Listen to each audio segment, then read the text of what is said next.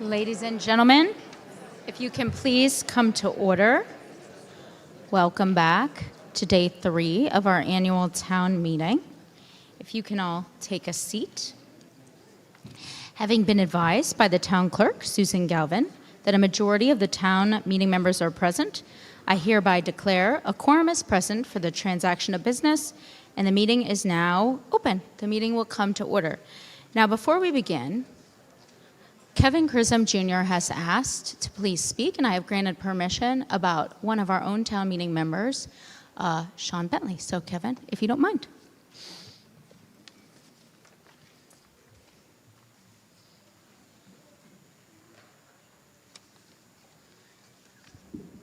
Good evening. I will be brief. Thank you, Moderator Dillon, and good evening, fellow town meeting members and residents watching far and wide.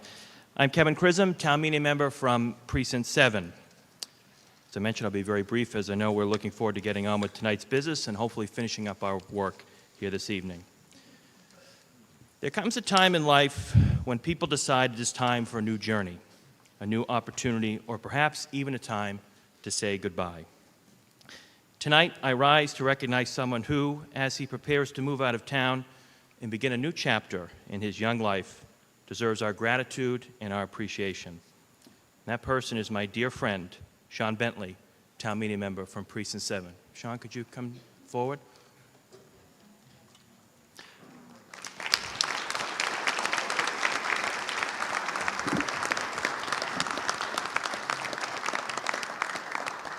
Come on, stand right next to me. Over the past 2 years, Sean has served Milton with great pride and dedication as a town meeting member from Precinct 7, as a trustee of the Milton Public Library, and as a member of the Affordable Housing Trust. It was in his very first run for office for town meeting in Precinct 7, in a field of more than 21 candidates, that Sean finished as the top vote getter in Precinct 7. I think it's fair to say, Sean, you knocked on every single door in Precinct 7 as well, warmly greeting our friends and our neighbors, many of whom were eager to hear what this young man had to say about the issues facing East Milton. Prior to our most recent annual town election, he also was the youngest town meeting member currently serving in Milton. Sean is a lifelong Milton resident and a proud graduate of the Milton Public Schools, attending Glover, Pierce, and the high school. And it was the late, great Eddie Baker of the Milton Times, in his weekly With the Athletes column, who would refer to not just standout athletes here in town, but all folks across town as quote-unquote Milton stars. Sean Bentley certainly fits that description as being a Milton star. What makes this especially meaningful for me personally is, despite growing up only a couple minutes apart in East Milton, Sean and I really did not know one another until we met 8 years ago as freshmen at St. Anselm College in New Hampshire. And since then, he has become one of my closest friends. And he's the kind of person who would do absolutely anything for anyone. What always has stood out to me about Sean was not just his willingness to serve, but the sincerity and the care he brought to everything he did. He genuinely loves this town and represents exactly what we hope to see from the future generations of young residents willing to step up and to give back and to play an active role in shaping the future of Milton. And as many of you know here tonight, people who leave Milton often find their way right back here and continuing to contribute to the quality of life here in this town. So Sean, while tonight may be a goodbye, it is certainly not a farewell. Milton will be here waiting for you when you decide to return and come back. Tomorrow, Sean will also turn 26 years old. And I know his mother, Bernadette, and so many members of his family are watching tonight and who may watch this later, are incredibly proud of this young man, as are so many here this evening. So Sean, thank you for your friendship, for your service, and for your dedication to Milton. Thank you to Moderator Dillon, and please join me in recognizing and wishing Sean Bentley well as he prepares for his next endeavor. Thank you.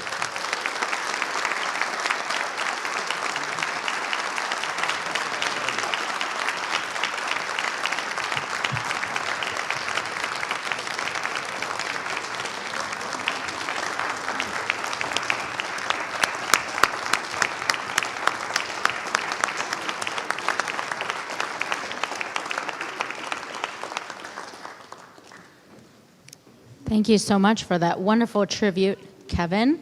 And thank you so much for all of your service to the town, both in town meeting and in other ways as well. Sean, we really appreciate you, and we'll miss you, but we'll welcome you back with open arms, as Kevin said. And now, we'll turn to the business of the meeting. We will go ahead and test our wonderful electronic clickers. If Mr. Mallett can pull up tonight's question.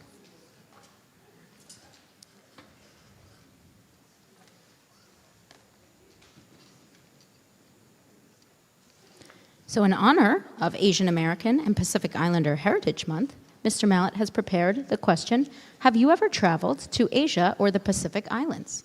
A is yes, B is no, and C is abstain, or you can press nothing. Thank you. If you have any questions with your clicker, a reminder, you can go up and see Mr. Mallett in the front left of the stage.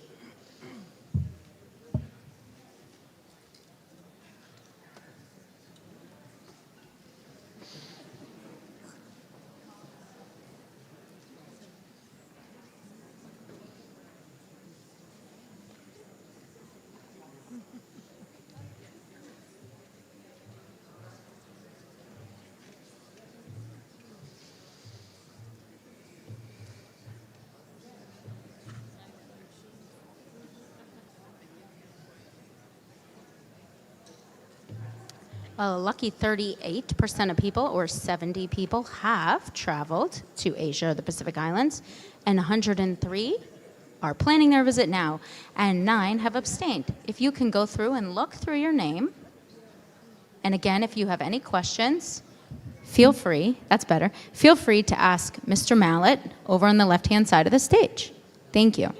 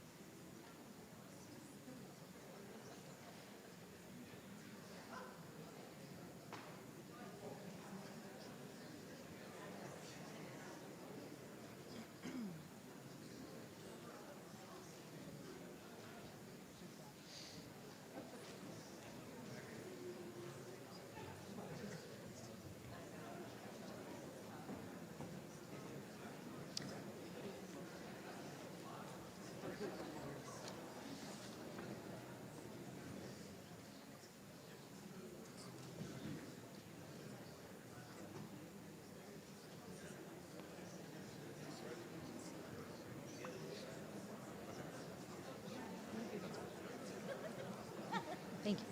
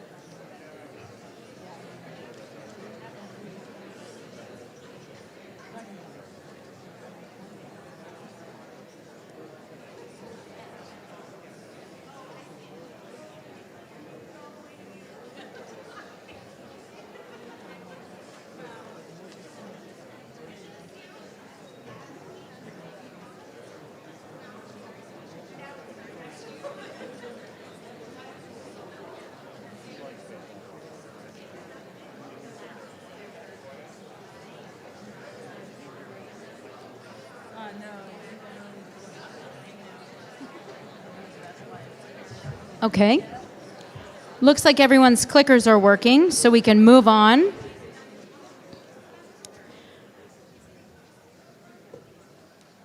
Article 33 was passed by consent, so now we move on to Article 34. You can find Article 34 on page 64 of your warrant, and it states, to see if the town will vote to accept the provisions of Massachusetts General Laws, Chapter 60, Section 15B, to establish a tax title collection revolving fund for the treasurer/collector and to act on anything relating thereto. This was submitted by the Select Board. Mr. Daly, can you speak on this article? Thank you. Winston Daly, Precinct 2 Town Meeting Member, Chair of the Select Board. Nothing too long here, Madam Moderator. The Select Board reviewed all of the language within, and we encourage the Board to move forward with this article. Thank you. Mr. Funling, would the Warrant Committee like to speak to this article? No? Okay. Then we will open it up for discussion. Is there anyone that would like to speak to Article 34? Okay, I see no one coming down, so we can open this up for a vote.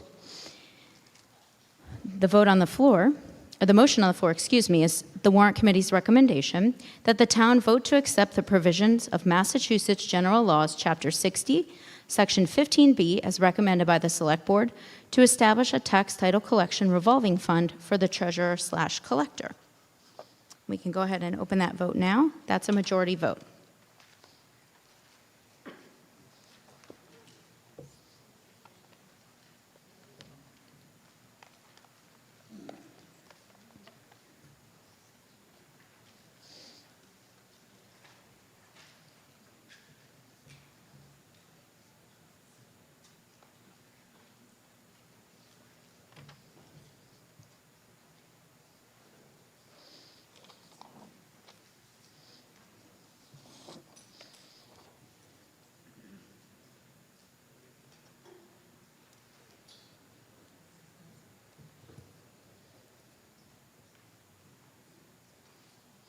The article passes 99% in favor, 190 votes yes, 0 no, and 2 abstain.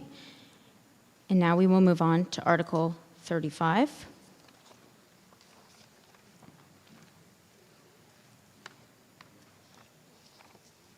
Article 35 is on page 65 of the warrant and says, to see if the town will vote to accept the provisions of MGLC 59, Section 5, Clause 22nd I, to allow abatements granted to those qualifying pursuant to Clause 22nd, 22nd A, 22nd B, 22nd C, 22nd E, or 22nd F to be increased annually by an amount equal to the increase in cost of living, as determined by the Consumer Price Index for such year, and 2, accept the provisions of MGLC 59, Section 5C and a half to provide an additional property tax exemption of 100% for taxpayers who are already qualify for personal exemptions on their domiciles under Mass General Laws, Chapter 59, Section 5, including certain blind persons, veterans, surviving spouses, and seniors, and to act on anything related thereto. This was also submitted by the Select Board. Mr. Daly, would the Select Board like to speak to this matter?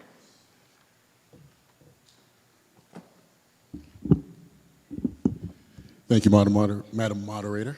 Winston Daly, Town Meeting Member, Precinct 2, Chairman of the Select Board. As you all see before you for Article 35, you've received these green sheets. I will explain simply what that means. As you see for item 1, we no longer need to vote for that at this meeting. That was voted on in June. That is part of a provision called the HERO Act that allows us to have tax exemptions for veterans. So we would like to have that struck. We will then only be voting on item 2, as you see in the recommended portion of the green sheet. That recommended portion allows us to expand the persons available under the HERO Act, which includes now blind persons, veterans, surviving spouses, and seniors, and act on anything relating thereto. So we do not need to vote on item 1, as that has already been entered. We will only be voting on item 2. Thank you, Mr. Daly. Mr. Funling?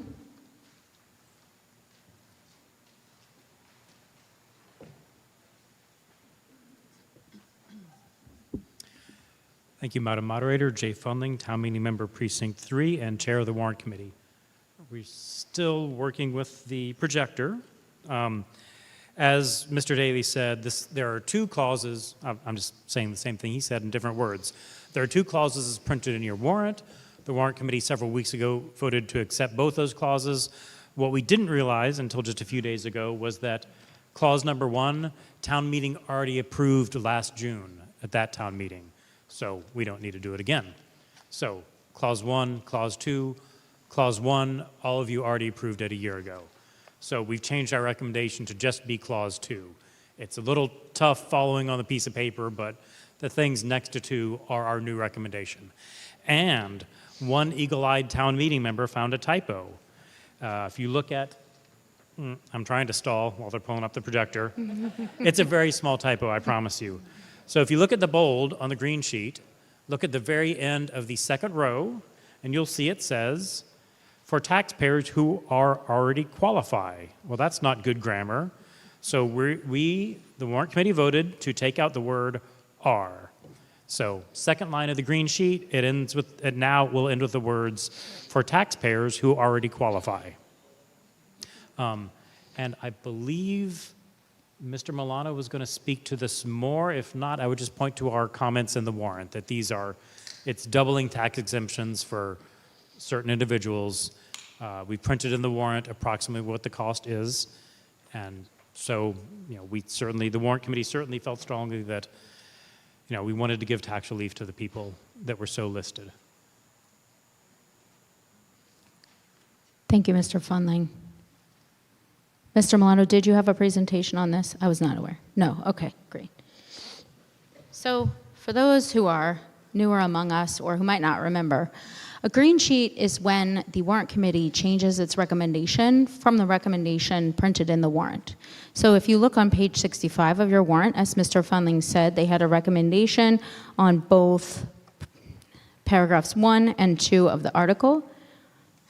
On the green sheet, you will see they have a recommendation only as to one of the paragraphs. As Mr. Fundling said, paragraph 2 of the article.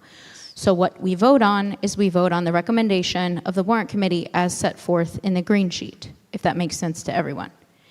Now, if anybody else has any questions or comments about Article 35, I'm happy to open it up now for discussion. I just want to be amazingly Yes, clear, Madam please. Moderator. The word "are" that I described in great length is crossed out there. It's sort of subtle, but it is crossed out. I want to be sure everyone in town meeting knows what they're voting on.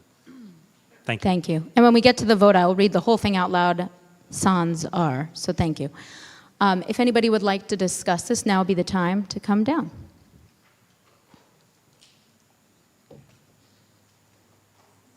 Yes, sir, you are recognized. Michael Chivin, Precinct 2. I don't have anything to say about this article, but I have a question that's kind of related to tax exemptions. It's about tax deferral.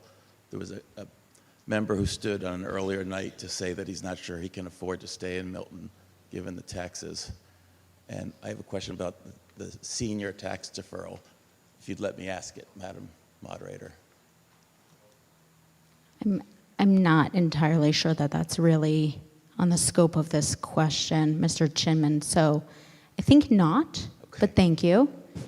And certainly I think Mr. Milano and themselves will make themselves available to answer any questions you have at a different time. Did anybody else have any other questions regarding Article 35 or comments? If not, we will move to a vote. I will read it out.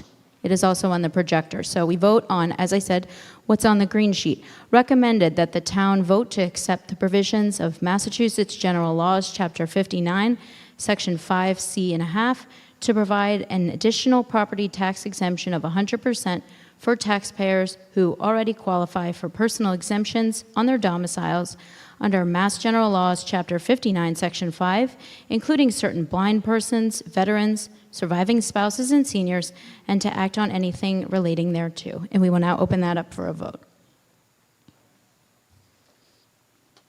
This is also a majority vote.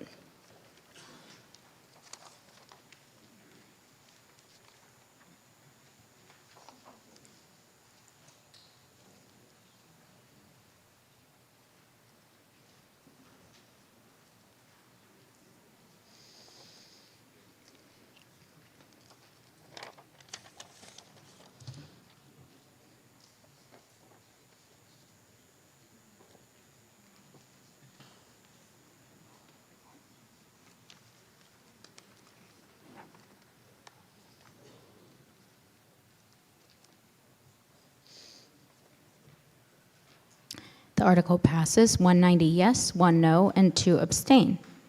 Thank you.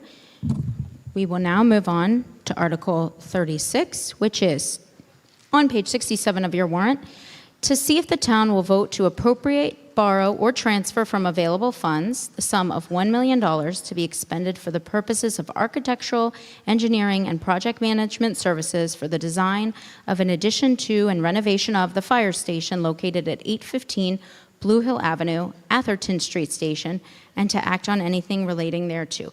This was submitted by the Fire Station Building Committee, so I will ask Mr. Walsh, the chair of the Fire Station Building Committee, to please speak to this matter.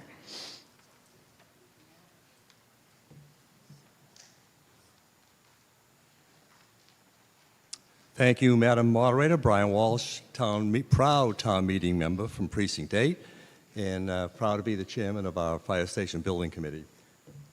I want to start with there's a pretty strong assumption that many of you don't get an opportunity to really go in and see our fire station. And I have a just under 2-minute video I'd like to start with.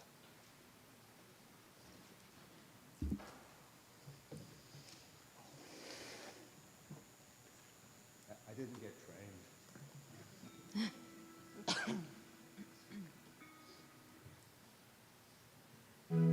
Currently here at Engine 4, which is Atherton Street on Blue Hill Ave. This building was built in 1901. This property was dedicated to the town of Milton to be used as a firehouse. And for a building that's been around for 127 years, it's in really, really good shape for a 127-year-old building. This firehouse here up on Blue Hill Ave is the second busiest firehouse.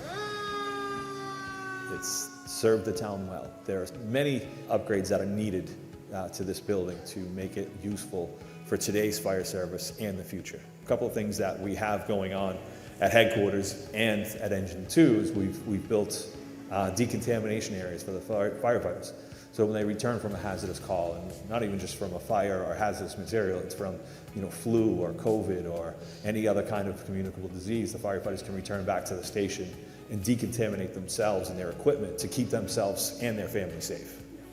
And that's obviously missing here. We don't have that here at the station. We don't have the room, and we don't have just the building can't support it. It's historic. It's a nice looking building from the outside, but when you get inside and you really look at it, it needs a lot of work. We will rehab this building and need to add on to the building to sustain the fire department for now and for the future, which will add the decontamination areas. It'll add space. The fire trucks don't fit in here like they should. It just can't support a modern fire truck.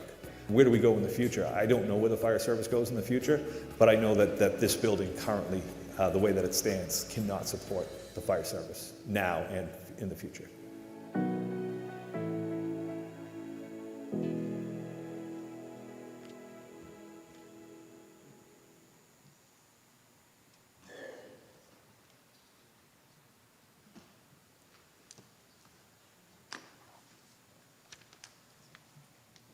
Thank you. And clearly, I think you should all recognize the fire chief in that video. Let me get my reading glasses. Thought I could avoid it. So, as I said, we really get to see the stations that need a lot of work. On January 20th, the Fire Station Building Committee did a deep dive on, really it was 6 options, but one of them had 2 versions, so 7 options of what to do to provide a fire station up in that side of town. The options to be considered, they ran from a low of $14 million to a high of $19 million. And the option that we selected was rebuilding, reconfiguring this fire station as it is. By the way, the beautiful rock front, you'll rarely see a fire station like that. But to rehab that station and then add on 3 bays. The chief mentioned that those bays can't even handle a fire truck today because of the size, let alone the future. So we looked at the 7 options.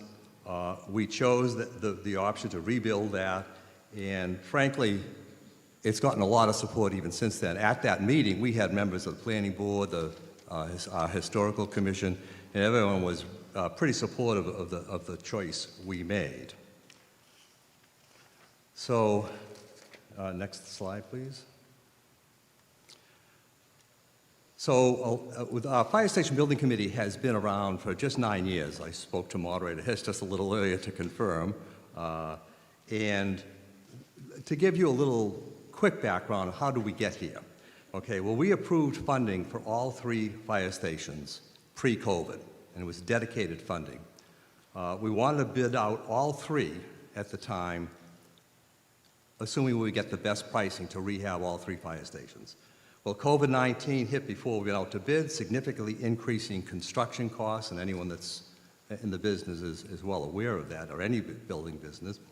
So what we decided to do was to bid out the new fire station headquarters, which we did and we built, and I hope they've had a couple of open houses. I hope you've all had a chance to take advantage of seeing those. And then we bid and are currently building the East Milton Fire Station. Hopefully you've seen that, right down next to St. Agatha's Rectory at St. Agatha's property. But due to COVID costs, we need more funding, more than we originally had planned probably 7 years ago, and we really wrapped our arms around it, to finish the design and build the Atherton Street Station. So what's in front of you tonight is to complete the design. In the fall of this year, we hope and expect to come back before you to seek construction funding. Next slide, please. As I mentioned, the East Milton Station is underway. This is a current picture of it, and we hope and expect it to be finished in approximately November. And then we will hope to be for a fall town meeting, and then in front of the town to get funding and approval for the Atherton Street, which we would begin really after the completion of the East Milton Station. Next slide, please. You already saw it in the video, so you got a sense of what it looks like now. But why is the rebuild needed? Well, next slide. Ironically, there's a pretty prominent family in the history of Massachusetts, the Saltonstall family. And ironically, in 1901, a 3-year-old member of that family tragically died and was killed by a fire at a home on Brush Hill Road. You know, if you think of today's, fire engines, you can imagine that having it come from headquarters up there, it's a delay. But think of 1900, a horse-drawn pump wagon being pulled up there, a big delay. And so it really highlighted the strong need to have a fire station on that side of town. And the town responded to that, took the property at Atherton Street and built that fire station. So it was needed then, and frankly, next slide, it's needed even more now. There's more housing, a lot more housing up in that part of town. There's more traffic. The existing 2 bays in the current station cannot accommodate new fire trucks today. They're too tall, they're too wide. The building needs significant repairs, and we need to accommodate more equipment for today's demand of a fire department for future years. And when I say future years, keep in mind, this is well over 100 years since we did Atherton Street, and it was well over 100 years since we did the headquarters. So it's not like the town of Milton, and probably any town, rehabs or refreshes their fire stations on any frequent basis. So we need to get it rebuilt for the decades ahead. And nearby, we have several dense groups of people, Fuller Village, our seniors that are nearby, that will be served by this station. Curry College, our young adults. Many of us in this room send our children off to college somewhere, plenty of good colleges around. Well, there are a lot of families sending their children to Curry College, and we need to provide them adequate public safety. And then we have a little Sprouts daycare, and we see a lot more of these small daycares. They're all right up pending the Atherton Street area, and they all need to be protected. And then lastly, the health and safety of our firefighters. In the video, you saw the chief pointing it out, and it's so true. The cancer rate among firefighters is just way, way too high. And There are many reasons, but not having the appropriate opportunity to completely de-cleanse and decontaminate when they come back from a scene is a key reason. So we need to isolate those diesel carcinogens from the rest of the station and provide appropriate clean-down facilities for our firefighters. So, in conclusion, and again, I thank you for your attention in the past, your support in the past, but I sincerely request that you vote yes on tonight's request to provide the $1 million so we can complete the design, and we'll be back in the fall before we go ahead to get your approval for the construction. Thank you. Thank you, Madam Moderator. Thank you very much.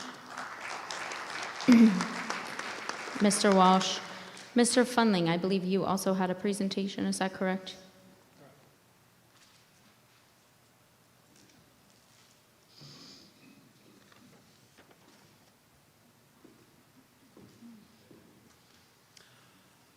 Thank you, Madam Moderator. I'm Jay Fundling, Chair of the Warrant Committee and Town Meeting Member Precinct 3.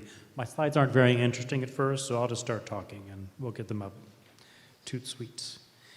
The Warrant Committee recommends approval of this article. It's always good to keep in mind what is the article. There we go. We can start with the first slide. What is the article before us and what the consequences will be? Tonight we're voting to fund the design of the station. We are not voting for the full funding of the station. But, yeah, there we are.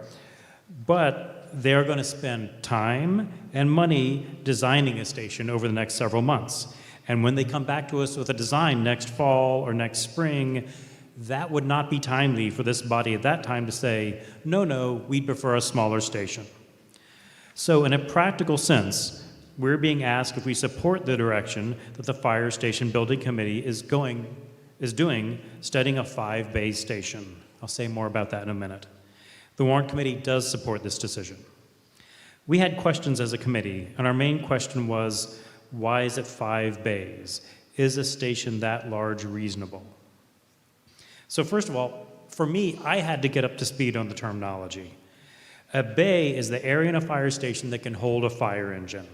The new central station is 5 bays. The new East Milton station will be a 2-bay station. So by calling the proposed Atherton design a 5-bay station, it sounds like it will be as big as the new central station. That's not exactly correct. And after several discussions with the entire Warrant Committee, with Mr. Walsh and Chief Madden, we were convinced the proposed design is reasonable for further study. As Mr. Walsh says, the proposal is to keep the current building intact, to rehab the current building, to keep it intact. The current building has, call them 2 bays, but they're, well, I'll get into that more in a second. Sorry, I'm going off script again. The current building has 2 small bays, and the plan is to build 3 more full-size bays outside of it. So in some sense, this is not exactly a proposal for a 5-bay station. It's a 3 full-size bay station with 2 smaller non-full-size bays. I've got pictures in a minute. Because I wanted a visualization of what we'd used all this capacity for. I will say that Chief Madden and the subject matter experts on the Warrant Committee got me some beautiful drawings of the stations, and I didn't use them. I wanted something quick and easy. That's how I do my slides. So I wanted to take a look at our town-wide fire station capacity after the new East Milton station and the new Atherton project are finished. So let's start with the next slide. Okay, I'm going to start simple. Let's talk about the new East Milton station. So when there is a call, when there's a fire call to the East Milton station, 1 engine goes out. Only 1 engine. That's what they're staffed for, that's what they're ready for. Now the new East Milton station holds 2 engines. Why does it hold 2 engines if only 1 is used at a time? We all own cars, and some days those cars just don't run. Now, if it's a fire engine that doesn't run, you can't just call up Hertz and say, I'd like to rent a replacement. You've got to have a replacement there. You better have another working engine right there ready to go. And you better have that ready to go in a moment's notice, because as we all know, some car repairs, you can tell they're coming a day or 2 in advance. Sometimes they happen just right then. So you want to have an engine and a spare in East Milton. One that's going to go out to fires and the other one that's there when the regular engine is out for repairs. So that's a simple one. Next slide. Let's talk about the Central Fire Station. This is the one, I hope you've all seen it. It's beautiful. It's a new one. It has 5 full bays. It has 1 regular engine, 1 new tower truck, and 1 new tower truck. Those are the 2 trucks that are sent from Central Fire Station on a call. We want to have a spare, just like we said, so we have a spare ladder truck. I think that the new tower truck is either coming in the next few weeks or did recently come. It's a new purchase. So we'll have the ladder truck as a spare, the tower truck, and a normal fire engine going out from Central. Those fill 3 of the bays. And then the other 2 bays hold, I'll call them 3 SUVs. I'm sure the chief would have a bit more technical term for it.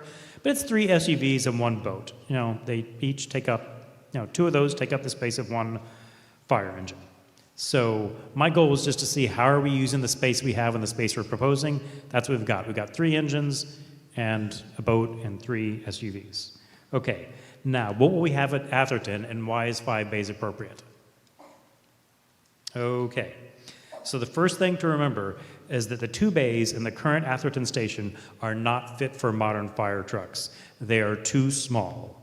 So we should not think of them as full bays. They're mini bays, so they don't fully count. So what we can put in those small bays to put them to good use is they can hold a hazmat trailer and a brush truck, maybe a backup SUV, but they don't hold full engines. So getting back to what gets sent out if there's a fire. When there's a call at Atherton, 1 engine goes out, just like at East Milton. And we know from the discussion so far that we want at least 1 full-size engine and 1 spare.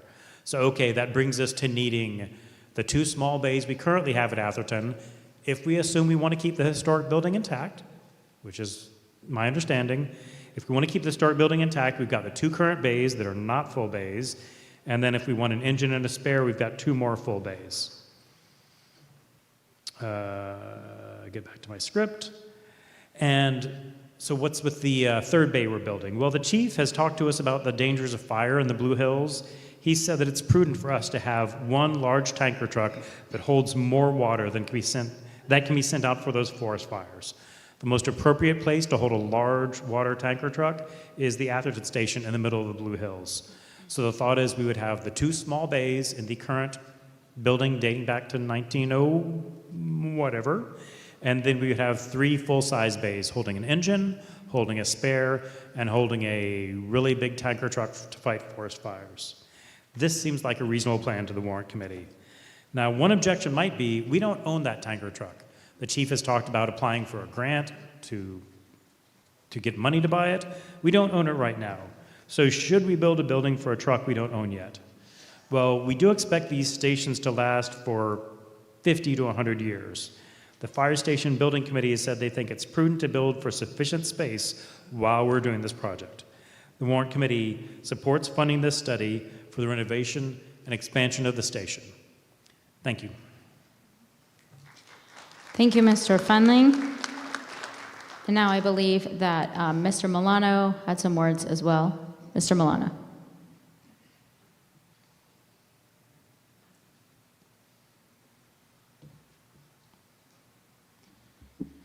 Thank you. I'll just let Karen pull those up, and I'll just touch briefly on the financial aspect of the project. You can go to the next one, please. As Mr. Walsh alluded to earlier, there has been $34,950,000 appropriated for fire station projects to date. That was done over the course of 2 votes in February of 21 and February of 19.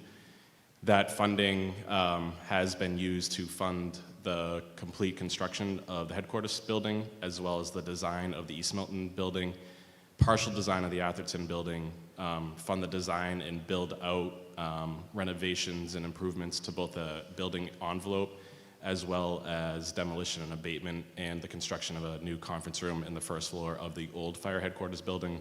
That conference room was recently renamed in honor of Catherine Dunphy. So the $34,950 has gotten us all of that.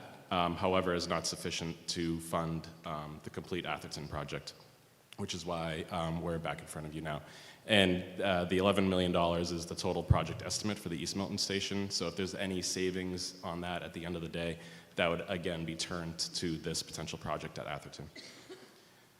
This presentation is kind of a combination of old ones, so you can click quickly through to slide 7. So this is just a picture of the headquarters. That's a picture of East Milton.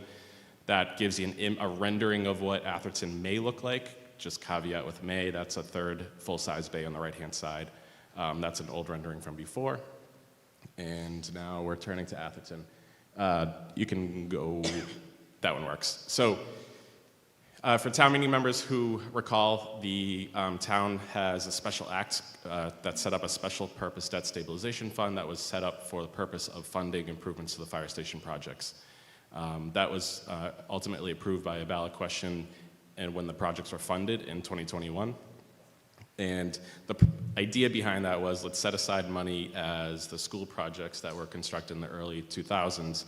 As we pay those projects off, we'll tax the property owners in Milton for that, put it aside in a special fund to pay for the fire station projects. We have reached capacity in that based on the cost to build East Milton and the headquarters. Karen, you can go to the next slide, I think. So actually, hold on one second, sorry. I just can't see them, so it's hard to remember. 2 restrictions on that. no more than $50 million on projects, so the money was eligible to be used for fire station projects or DPW projects up to $50 million worth of projects. The other cap was no more than $2.329 million in debt service on an annual basis could be used for projects. So you have to keep those 2 caps in mind when we're thinking about how this is applicable. And if you go to the next slide, it's more of a visual representation of that.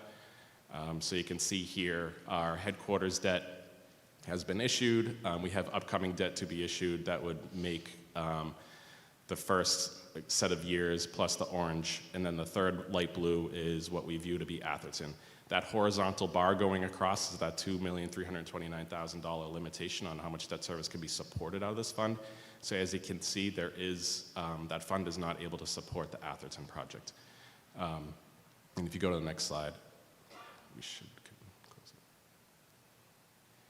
So what does that mean? So we're treating this project really as a standalone debt exclusion project like we would any other large major capital project.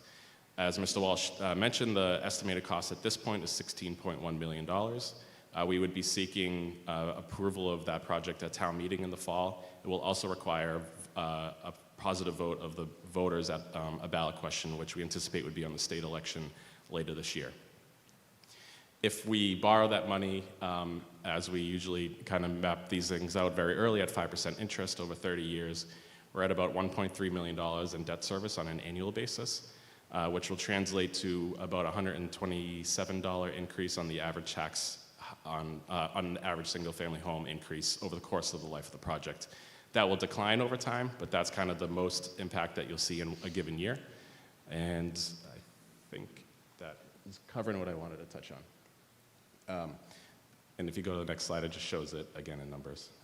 So again, we just presented this to give you a sense of what the tax levy impact would be at a $16.1 million project. This is probably more detail than folks are interested in. I would just say that the main takeaways are, with the estimate of about $16.1 million borrowed over 30 years at a 5% interest rate, it's about a $1.3 million increase to the tax levy if the project is ultimately approved, which will translate to about a 1% increase on the average single-family home, which is about $130.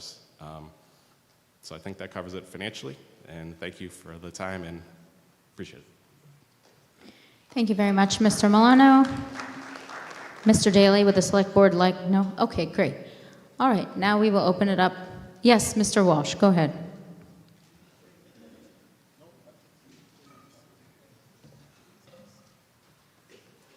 Thank you, Madam Moderator. One important point I forgot when I was up here earlier, and I think it will help, is we spent some time at this town meeting talking about the Community Preservation Act. Frankly, when that Community Preservation Act went before the residents of the town of Milton to be passed, the first time it failed. And a lot of us were sort of disappointed. And one of the things that we did is we pushed heavily that projects like rebuilding old fire stations is really a community preservation activity, would be a good use of CPA funds. I just want you to know that we have submitted an application for the CPA funds. We'll finish up all the detail and get it to the CPA committee by September. And we expect that and hope that some of that money will help us when we do come with the construction. Thank you, Madam Moderator. Thank you very much, Mr. Walsh. Okay, we will now open this up to discussion. If anybody else has any comments or questions on Article 36 regarding the fire station.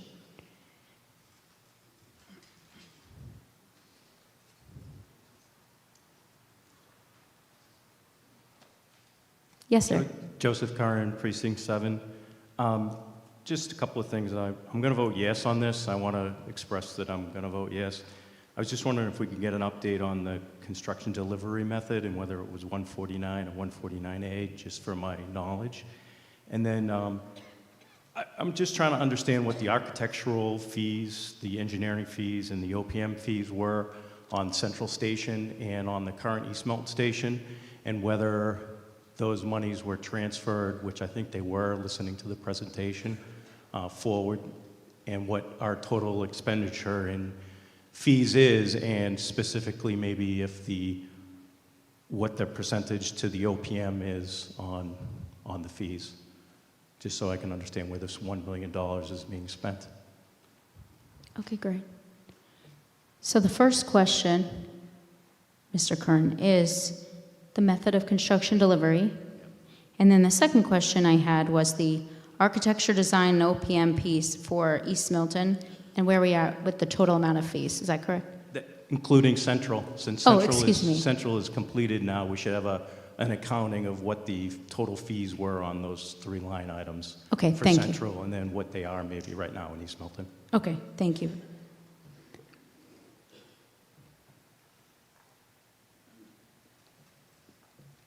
For the delivery method, for both East Milton and the headquarters, those were design bid build under 149.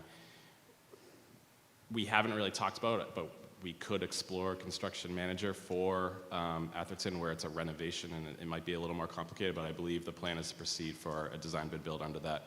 In terms of the architectural and OPM fees, I don't have those at hand. I have them. I can provide them to you if you want to, if I can follow up with you. I just don't have them off the top of my head. I can do a little research to see what files I have on my machine right now, but I don't have a specific answer at the moment.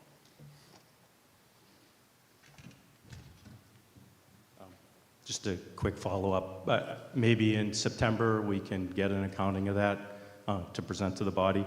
But I believe Mr.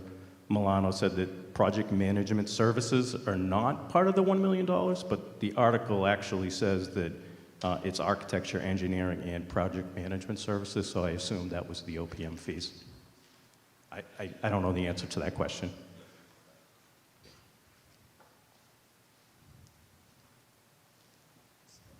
So the town is under contract with an owner's project manager now, Vertex, that would continue through the completion of Atherton that is included of this project. I was referring to if we went for a construction manager. There are no fees associated with construction manager right now, but that would be a future decision for the Fire Station Building Committee in terms of construction procurement that hasn't been made as of yet. Okay, thank you. Thank you. Ms. Sheridan. Linda Lee Sheridan, Town Meeting Member, Precinct 9. I rise to just say thank you to the Fire Station Building Committee, who has been working tirelessly and given their time and their talents and dedication for the past, I think you said 9 years, Brian. So I know there's more people than Brian that are on the committee, but just a huge vote of thanks for all of your committee for the work that you've done. Thank you. Thank you, Ms. Sheridan. Mr. Kelly. Brian Kelly, Town Meeting Member, Precinct 7. Couple of concerns. My office is beside the new East Milton Station, and I watched the design, I watched it grow. They're not using real plywood on that building. They're using a manufactured type of plywood. Has a lot of glue in it and things like that. I heard the head of the warrant committee mention, when we looked at this, we looked at a 50 to 100-year lifespan. Those products are not made to last that long. They're also very important that the buildings are sealed so that moisture doesn't get in. What I want to know is, what I was surprised, I went over to the Falcone building, and they're building that with really nice plywood. That's an investment for his family and grandchildren. But the buildings that we're building now do not have that lifespan. And you're not supposed to get it wet. It's supposed to be closed in as soon as it's put on. Well, for about 3.5 months this year, during the winter months, that part of that board was on that building totally exposed. So I don't want the warrant committee or anyone else in this room to think we're going to have buildings that last 100 years like the one that was shown tonight. Another concern is it's a little disappointing that the CPA committee submitted an application, or we approved an application last night for money for Wharf Park, knowing that there's been some conversations about using CPA money now to fund the Atherton station. So last night was, the previous article was the precedent. Now they're going to come back and ask for more. So there go the parks, there go the community initiatives that we were sold on when we approved the CPA, and we're going right down that we set the precedent. And when you don't have any money in the CPA, you can thank the 2026 town meeting. Thank you, Mr. Kelly. Any other people that wish to speak to this article? Okay, I don't see any. So we will proceed to a vote. The motion on the floor is recommended that the town vote to appropriate the sum of $1 million for the purpose of architectural, engineering, and project management services for the design of an addition to and renovation of the fire station located at 815 Blue Hill Avenue, Atherton Street Station, which may also involve design and construction of a freestanding structure on the same site to provide additional space, including payment of all costs incidental or related thereto, and to meet this appropriation, the treasurer, with the approval of the Select Board, is authorized to borrow said amount under and pursuant to Mass General Laws, Chapter 44, or pursuant to any other enabling authority. And I note that this requires a 2/3 vote to pass.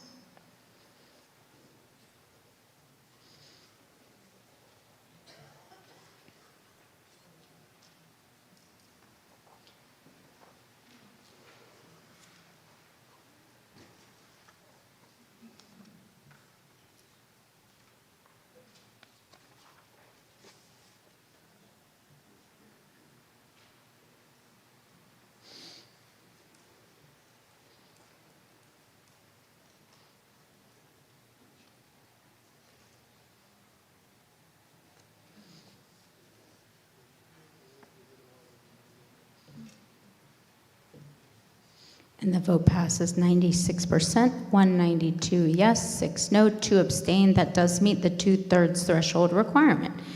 And now we will move along to Article 37.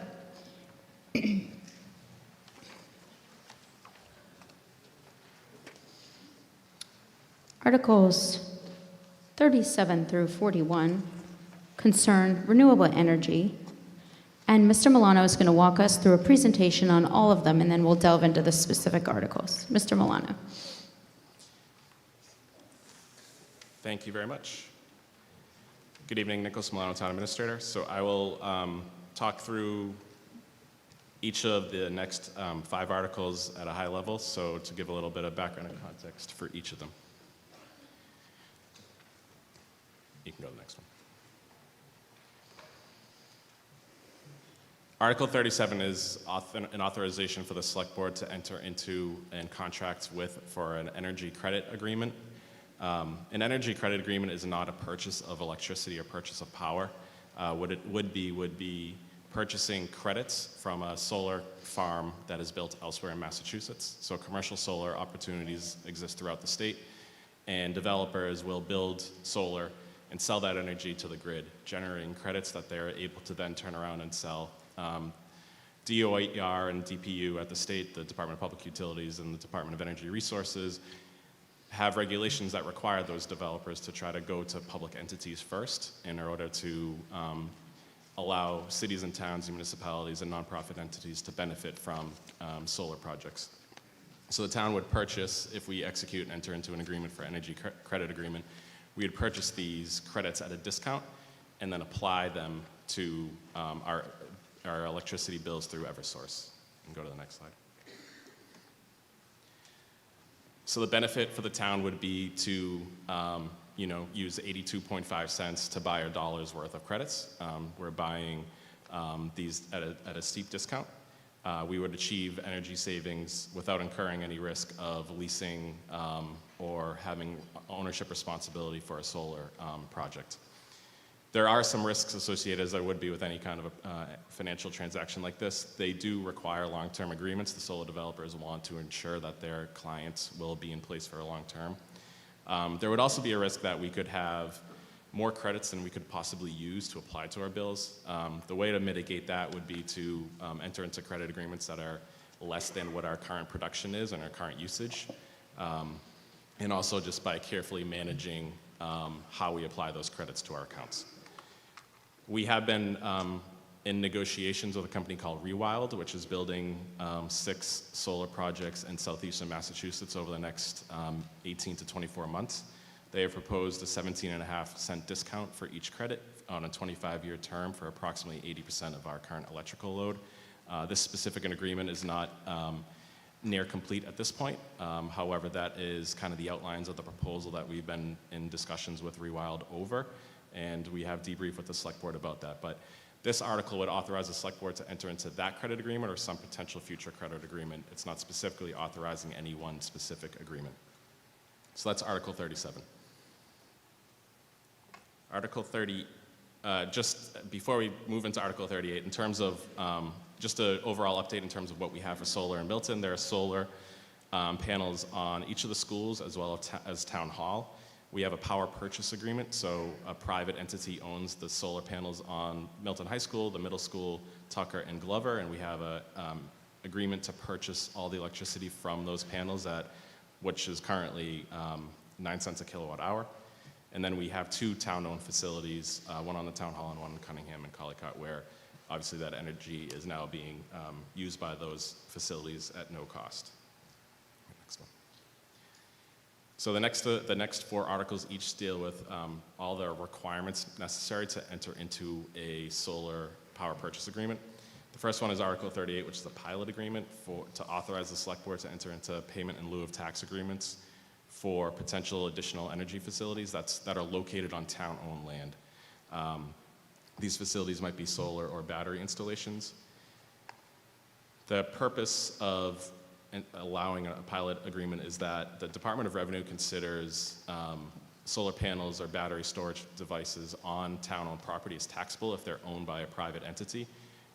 So one way that the developers look to have certainty in their financial cost is by entering into pilots with the cities and towns that they're operating in public facilities on, so that there isn't a significant upfront cost associated with the personal property tax on the solar, but rather that they can bake that tax cost into the life of the agreement. In addition to that, the goal of the town trying to get solar installations is not necessarily to drive tax revenue, but to decrease our energy costs. So if our savings can be on the energy costs rather than higher energy costs, but we're getting tax revenue, that is a goal of a pilot agreement. So the bottom line is, if we have future installations on town-owned land that would be taxable if it's owned by a private entity, and this pilot agreement would allow the select board to enter into agreements to have a more consistent financial impact both for the town and for the private owner. So Articles 39 to 41, and you can go to the next slide, are again similar in structure and scope, but they address different locations and they're separated by location. They each transfer or authorize the use of land for solar or battery storage. They authorize leases for solar or battery storage facilities. They authorize easements for construction and for operating those facilities. And they authorize the approval of entering into contracts to purchase energy from those. So those are broadly referred to as power purchase agreements or PPAs. And then lastly, they authorize kind of any catch-all, any other action that would be required to move one of these projects along. Article 39 addresses Town Hall and the fire headquarters. So it authorizes the use of the Town Hall parcel, which includes Town Hall, the fire headquarters, the basketball court that you see there, the chemical building, and the old fire headquarters. So it authorizes the use of that parcel for solar. And our intention here is to put solar on the top of the Milton Fire Headquarters. We're currently working with a company called Select on the terms of a power purchase agreement. They do a lot of municipal projects in Massachusetts. Our annual production that we're looking at as a potential for an installation on the headquarters is about approximately 164,000 kilowatt hours with a proposed rate around 5 cents per kilowatt hour, excuse me. So we're looking at potential annual savings about $24,000 in year one. The article also authorizes the use of town hall for solar, but that's more of a catch-all provision as the town hall already has solar that we own, but if and when we reach the end of the useful life of those panels, or if we reach the end of the useful life of the roof and need to remove everything, it would give us the opportunity to enter into a future PPA at the town hall. So again, the primary purpose to Article 39 is to get panels on the roof of the fire headquarters. Article 40 is about the library and the adjacent library parking lot. Again, it would be a goal of ours to try to have some panels on top of the library. That roof is already a little bit older than we would normally like to put new panels on. We also included the parking lot in case it becomes financially viable to consider a potential canopy on that location. The article does transfer the parking lot parcel, which was left in the custody of the Select Board for library purposes, so it transfers it to the Board of Library Trustees for library purposes and for solar purposes. So like I said, we're exploring opportunities here. We're not certain if things would pencil out to enter into a private agreement, but it's on our radar as something to consider, and it's why we're seeking authorization at this time. And then Article 41 is related really to the animal shelter. We completed the construction of the animal shelter last year. It is a 100% electric building for both heat and electricity. The intention here is rooftop solar on the animal shelter parcel. We would consider and are looking at whether a smaller ground-mounted installation on or adjacent to or behind the shelter may make more sense than roof-mounted if we can stay away from the roof. The article also transfers Lot 9, which is where the animal shelter sits and points kind of southeast, I guess. It's a large parcel. The entire Lot 9 that's up there is 32 acres. 3.5 acres is where the animal shelter sits and the area around there north of the access road. The rest of the parcel that the animal shelter sits on is under lease to Granite Links at this time. And we've received some questions as to why it's under the Board of Health. In 1954, when town meeting purchased the land, they authorized the Select Board, or the Board of Selectmen at the time, to acquire the property and also authorize it to see here. The Board of Health to exercise in connection with said parcel all usual and necessary powers. So we view this as like a title clearing action that will clear title for a potential lease for a solar project at the animal shelter. And just in case folks are curious what that parcel actually looks like, if you click to the next couple slides, there's a couple different representations of that visually. So here you see an assessor's map. So this is not really north-south, but just vertically. The place in the red rectangle is where the animal shelter is located, and the balance of that lot as you head south is under lease to Granite Links. And then the next slide will show you that in a little bit more clearer detail. So again, that blue line that you see where the access road currently sits is kind of that dividing line between where town-owned land is. Well, it's all town-owned land, but where the lease line is. And the animal shelter you can see is that on the left-hand side of that parcel. So that's the overview on each of those articles. They're authorization articles. They're not entering into any specific agreement. They're authorizing the Select Board and the Library Trustees in that article to enter into agreements for solar. I will note we had lengthy conversations with the Select Board in terms of whether it made more financial sense for the town to purchase, own, and install solar panels, and it may. We're not excluding that as an opportunity. Power purchase agreements are attractive because they limit our risk and puts the risk on the developer. It does mean that the financial benefit is not as great as it might be if you own solar panels. For a large project, it would certainly be a lot more expensive, and we would have to incur significant design funds, project manager, construction manager to ensure everything is built the way we want it to be built. Alternatively, under power purchase agreements and leases, we can benefit financially without having to incur those risks. So for the animal shelter and the library specifically, I'd say those might make more sense as town-owned, but for now, our primary purpose is the fire headquarters, and we're working towards a power purchase agreement for that. And happy to take questions because I know there's a lot with those articles, and Town Council and I spent a lot of time working on them. So he and I are both prepared, and thank you for your time. Thank you, Mr. Milano. So we'll turn first to Article 37. Mr. Daly, did you have anything else to add to Article 37? Mr. Funling, did the Warrant Committee have anything else to add to Article 37? No. Okay. Opening it up for questions. I see Mr. Kelly. Go ahead. Just a quick question. Before you give authorization to different groups to negotiate PPAs with the solar companies, have you considered hiring a company like Power Options? It's a nonprofit energy buy-in consortium in Massachusetts. They've helped over 500 projects, and they represent the town in these negotiations. If you've seen some of these solar agreements on the residential side, they're about 80 or 90 pages of detailed information. I don't really expect the library trustees or the employees of the trustees to have to take the time and the energy to negotiate power purchase agreements, nor any other group in the town. So there are consortiums like Power Options available, and have you considered them? And if not, why not? Thank you, Mr. Kelly. Mr. Milano? Yes, Milton is a member of Power Options, and how that works is Power Options does a competitive procurement and selects an operator. They've selected Select, which is why we're working with them for the fire headquarters, and we've already started working with Town Council in terms of what Select demands in terms of lease agreements and power purchase agreements in terms of legal language. But yeah, the pathway we're going through is exactly that pathway through Power Options. Thank you. Okay, we'll go over here, and then we'll come back to you, Ms. Sheridan. Go ahead. Hi there, Ellen Stoddard, Precinct 3 Town Meeting Member. I just wanted to thank those of you who've been involved in trying to look for ways to cut or lower electricity costs across the town. I'm a member of the Community Electricity Aggregate Program, and I have the 100% green, which is an incredible opportunity for me to lock into my rate. So I wanted to know how specifically Article 37 impacts residents, or whether it's just municipal or other opportunities for furthering the CEA program.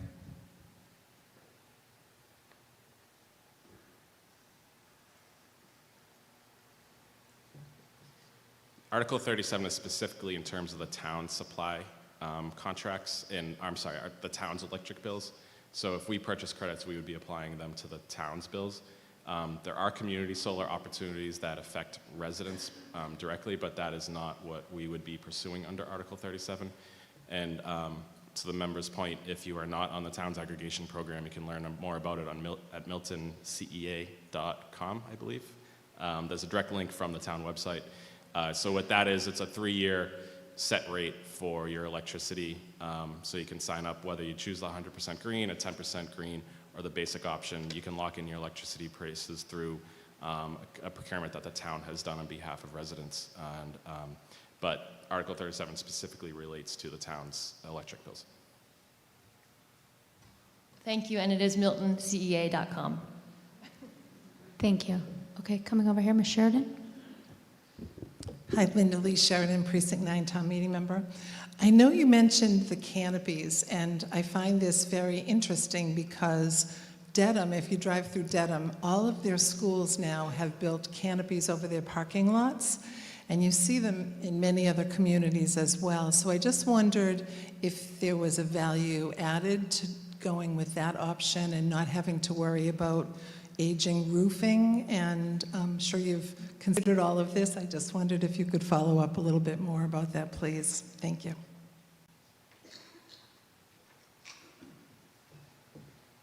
Again, working with Select, we've had them review all town sites in Milton. They've identified the high school as potentially financially feasible in the sense that it would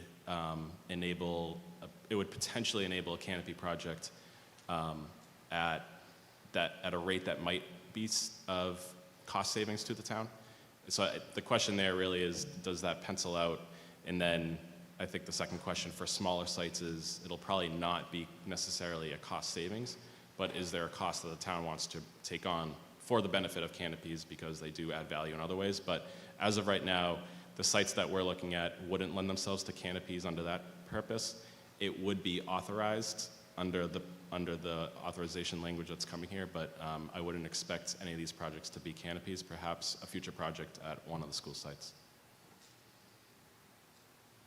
Okay. Does anybody else wish to speak to Article 37? Okay, I'm seeing none, so we'll turn to our vote. Recommended that the town vote to approve the article as printed in the warrant. This one is a majority vote.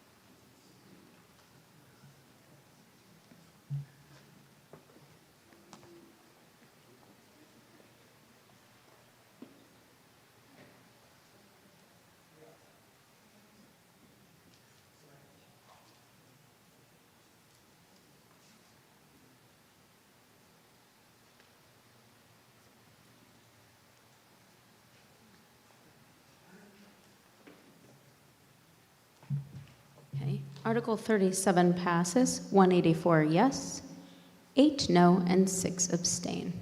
We'll take a 2-minute break so I could talk to the town clerk. Type 2. Thank you.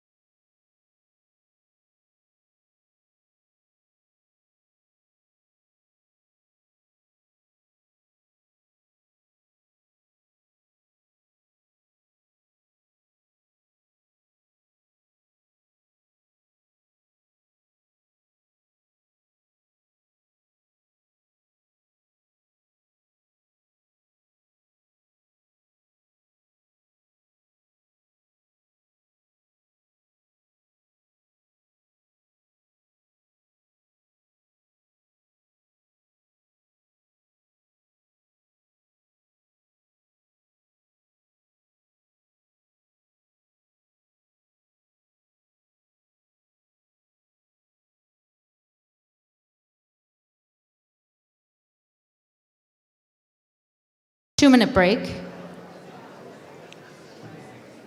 In the interest of time and how well we're doing so far, I'm going to move right on ahead to Article 38. If everyone can get their seats.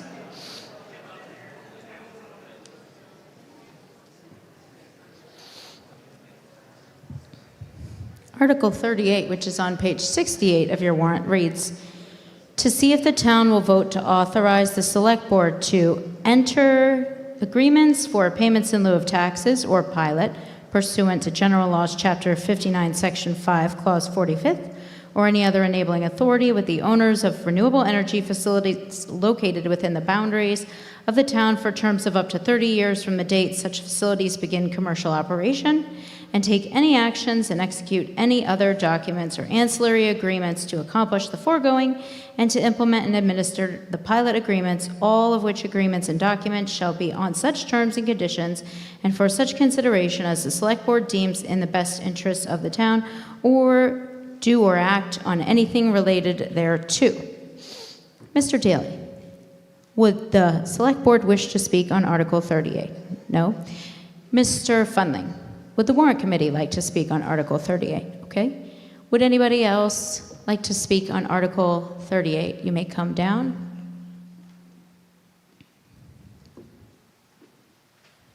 Okay. I'm not seeing anybody, so we can move to our vote. Recommended that the town vote to approve the article as printed in the warrant. This is, again, a majority vote.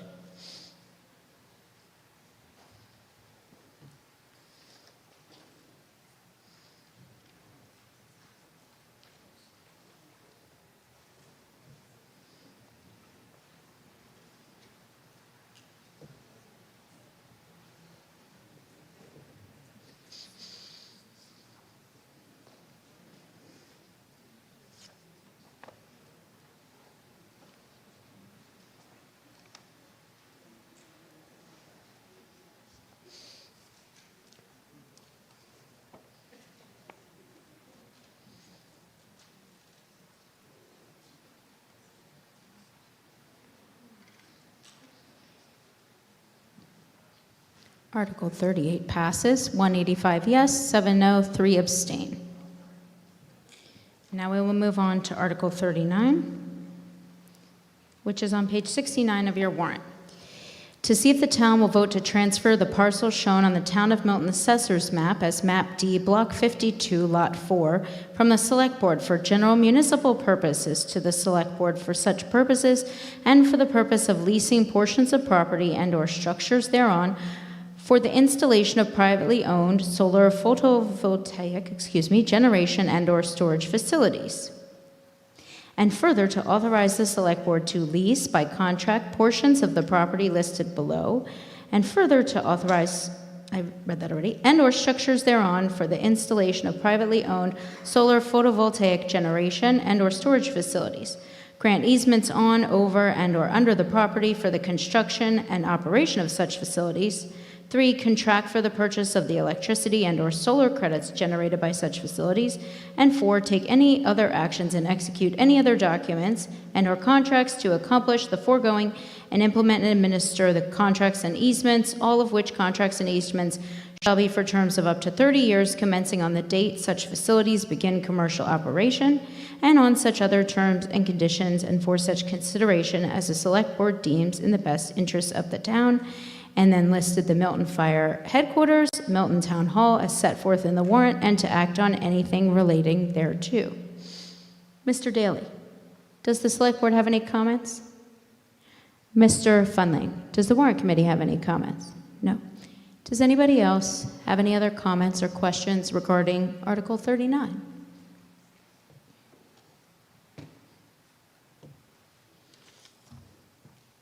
Ms. Musto. Thank you, Madam Moderator. Roxanne Musto, Town Meeting Member, Precinct 5. I have a question in terms of the storage facilities. I would like to hear from the Fire Chief the safety of those. I'd like to know what size we're talking about, potentially. And then as far as in general, I know we've talked about putting panels on the roofs. If Mr. Milano can speak to that a little bit more in terms of maintenance, if you have a roof leak, owned versus rented panels, and give a little bit more detail on how that would work and costs. But I think I would really like to hear from the Fire Chief if he's still here. Thank you.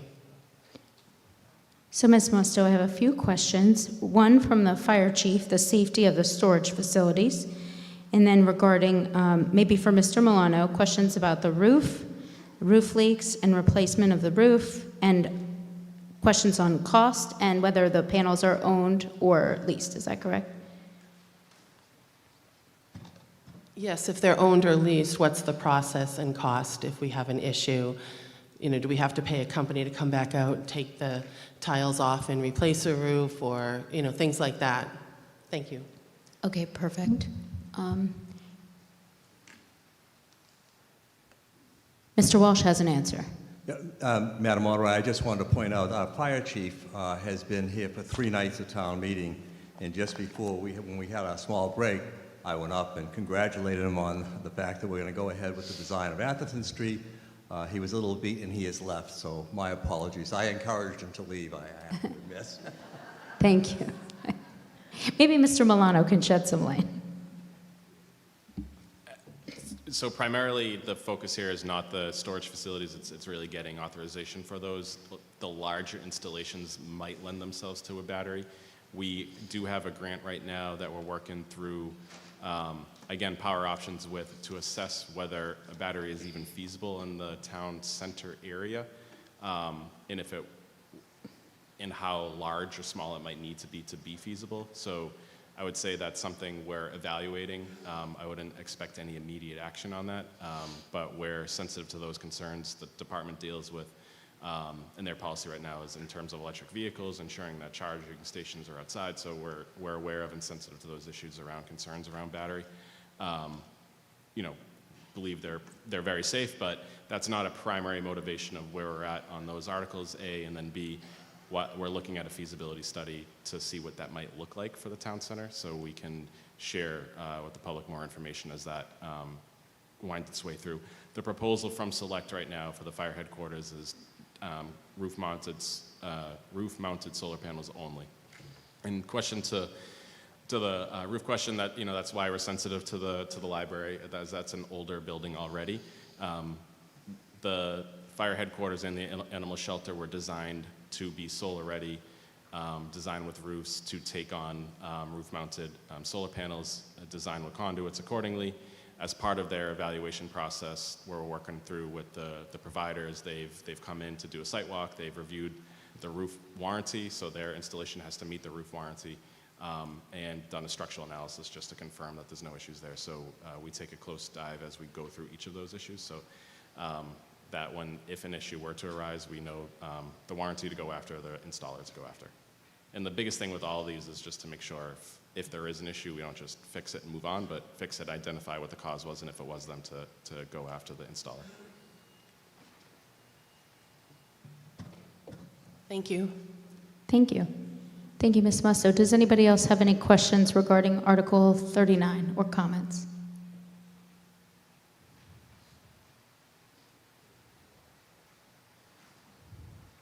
Mr. Kern? Joe Kern, Precinct 7. I'm sorry. I probably should have got up and had this ready for you. I was just wondering, for solar panels can be persnickety, and for anybody who's ever kind of been involved with a solar farm, and I'm just curious, in listening to the presentation, we have a lot of solar panels in town, and for the fiscal years being reported, I was just curious how many days of solar production data were collected, how many of those were there panels actively generating solar, and more importantly, were the inverters fully operational during the reporting period, and were downtime, reduced output limited because of maintenance or system faults that affected the production?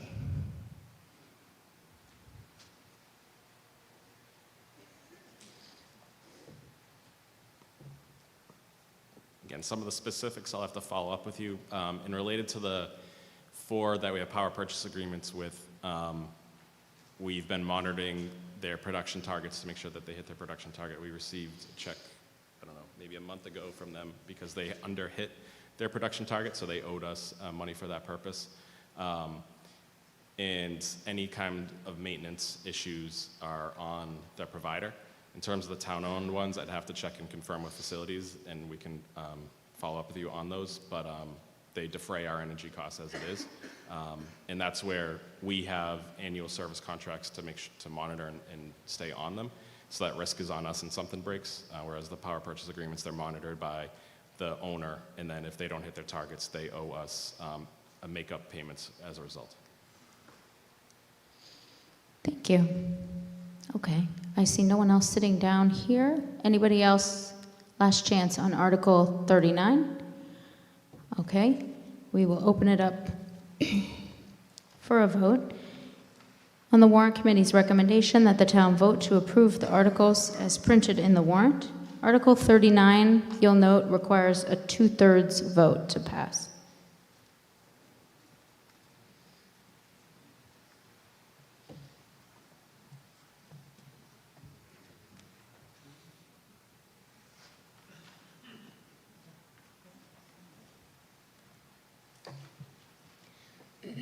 The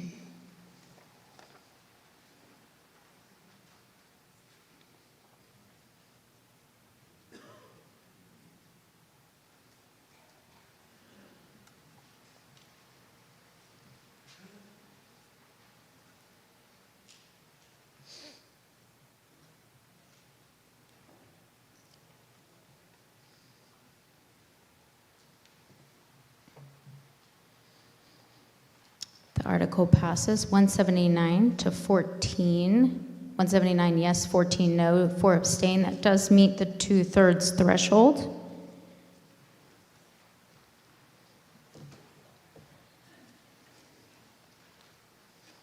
Now, moving on to Article 40, I have been asked, I agree, it is largely the exact same as 39, but with respect to the library. So I'm not going to read the whole thing. You can read the whole thing, but what I will read is enough that it will count for the purposes of reading it, for the purposes of keeping record of this for town meeting. So, Article 40 says, to see if the town will vote to transfer the following parcels of land in the manner described as set forth in the warrant. Okay. This was submitted by the Select Board. Mr. Daly, any comments? Mr. Funling? No. Okay. Does anybody else have any comments with respect to Article 40?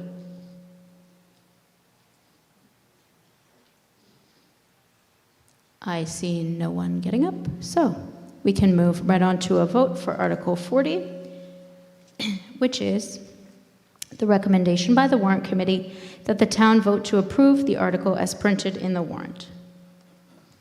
Again, this will be a 2/3 required vote to pass.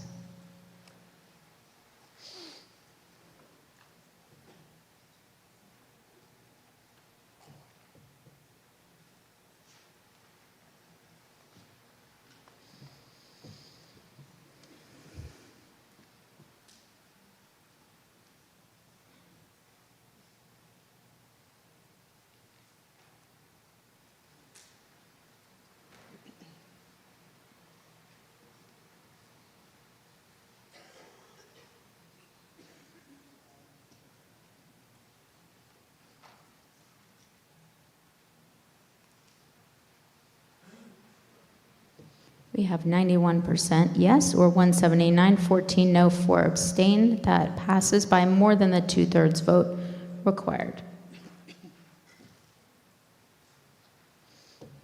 Okay. Now we will move on to Article 41, which again, I will not read the entirety to you. It is largely the same as Articles 39 and 40, to see if the town will vote to transfer the parcel shown on the Town of Milton Assessor's map as set forth in the warrant.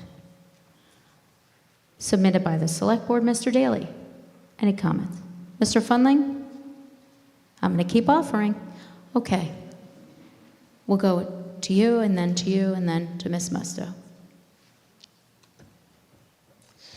Lori Stillman, Precinct 2. I'm just curious whether, I know that these articles have to do with setting up the ability to move towards using solar panels, et cetera, in the town, but do we have any sense of how much money the town might benefit by entering all these agreements?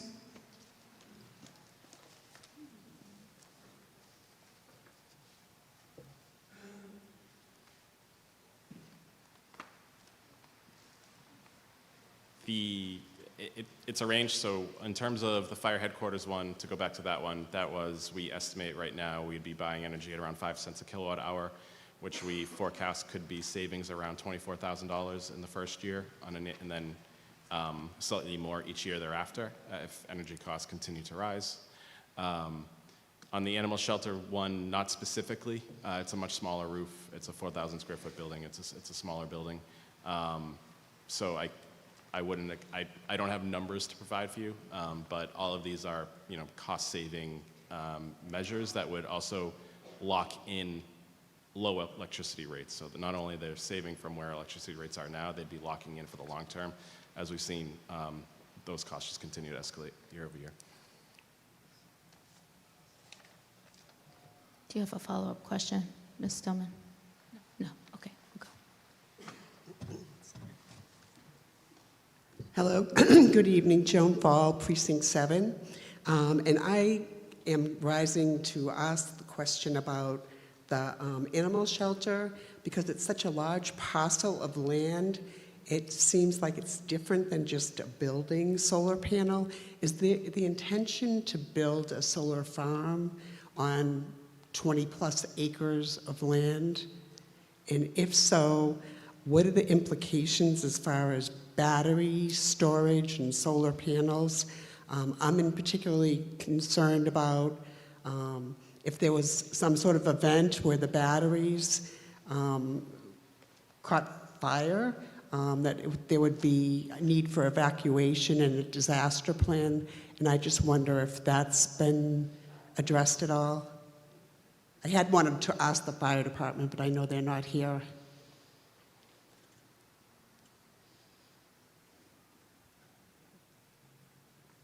No, the intention of the article is to pursue a small installation on or adjacent to the animal shelter to defray our electrical costs broadly and specifically with regards to the shelter. The property, as I try to display with the slide, 3.5 acres is that rectangular parcel north of the access road where the animal shelter sits. The rest of it is about 29 acres. That's south of the access road. All of that land is currently leased to Granite Links for another 25 years or so. So all of that land is tied up for the immediate future. The intention and what we're seeking is a small project on the animal shelter roof, or if smaller ground mounted next to it make sense, then that's something we'd look at. In terms of battery, again, a battery up there would not likely make any sense in relation to the size of the solar that might be up there and size of the shelter. We're looking currently to have a traditional diesel generator installed on the site as backup power. That conduit is placed, there's a concrete pad there for it. We're just looking to install it now. So in terms of a battery for the building isn't even really necessary. So that is not something that's on our radar right now. Okay, thank you. Sure. Thank you. Thank you, Ms. Fall. Ms. Musto? Thank you. Roxanne Musto, Town Meeting Member, Precinct 5. First question is, how much is the cost of electricity currently being used at the animal shelter? If Mr. Milano could answer that. The second comment I have is, I came across, in 2014, there was an October special election, and in that election, that article is Article 6. It was a change of purpose for the land off landfill access road. It's this exact property that we're voting on tonight, and at that time, it voted to transfer the care, custody, and control of the land described below from the Board of Selectmen for municipal dump purposes to the Board of Selectmen for general municipal purposes,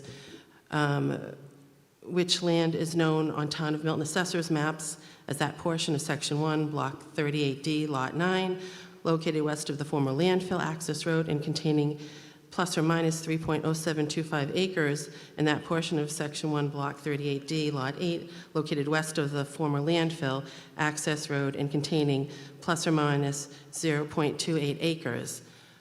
Now, my confusion is that we have this article here that mentions the Board of Health, yet we already had an article in 2014 that never had the Board of Health in that. So I'm trying to figure out what happened between the 1950s and 2014 if the Board of Health was already removed.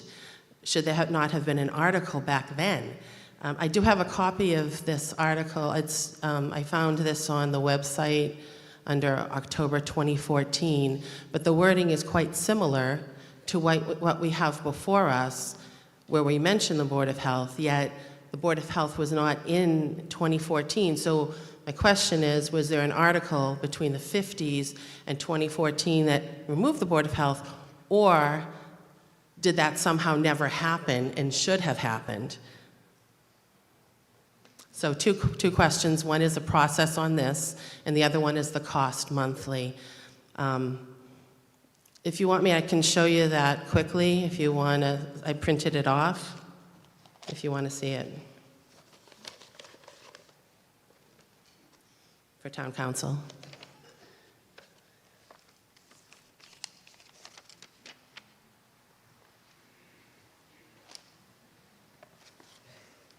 Thank you, Darren Klein, KP Law, through the moderator. I think, we did go back and try to look at the different votes, and I think really the importance for tonight is really clearing the title moving forward. And so regardless of, whether or not whatever happened in 2014 or 2016 or any other vote, if this article passes tonight, it'll be held by the select board for general municipal purposes and also to the select board for the purpose of leasing and negotiating the agreements that have been set forth in every article. So even if it's already held by the select board for general municipal purposes, at the end of tonight, it'll be held by the select board for general municipal purposes and for the purposes of negotiating these agreements and everything it says in the article. So this will clear the title going forward. Ms. Musto, you had another question. Yeah, just a follow-up. Thank you for that. I guess my question is, as a follow-up to that, we had approved an animal shelter on that property. So do we have to go back and, have some kind of an article? I know this is going forward, but we've already done things. Is this the proper procedure at this point? No, you do not. Again, the main purpose of tonight's vote is to clear the title so the select board will continue, assuming that the 2016 article was the way you read it, that the select board will now hold that for the general municipal purposes and also for this purpose. Nothing else needs to be done regarding the animal shelter. That's staying.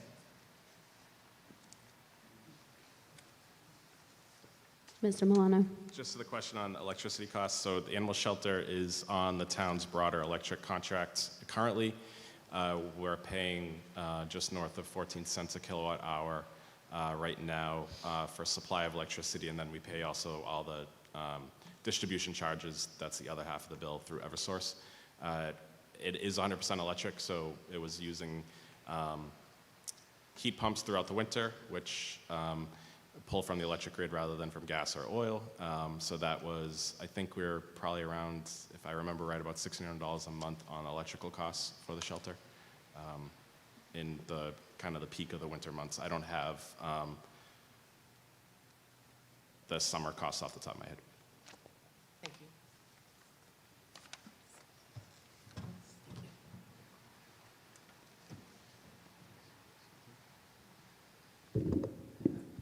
Bill Murphy, Town Meeting Member, Precinct 8. I oppose this as it's written. It's not clarified. There's 3 acres of land there, and we don't know. You guys haven't said what you're going to do. If you're going to build solar panels. I mean, if it's just the animal shelter that we're going to put panels on, that's fine. But there's 3 acres. It goes right up to residential houses, and it's a blank check. You guys haven't, there's no design, there's no nothing. I just don't think it's written well at this point in time. Can you clarify if the solar panels are going to go, it's all wood, it's all forest area to the right of that animal shelter. Are we clearing trees or there's no specifics in it? It's like a little clarification that way.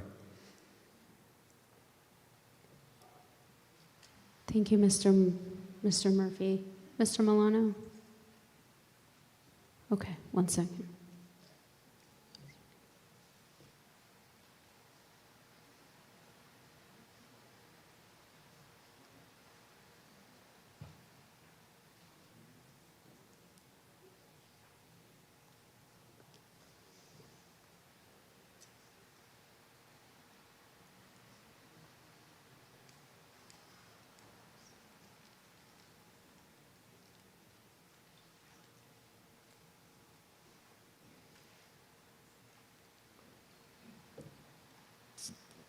Yes, the intention that we've always been looking at for this portion of the project has always been a roof-mounted solar project.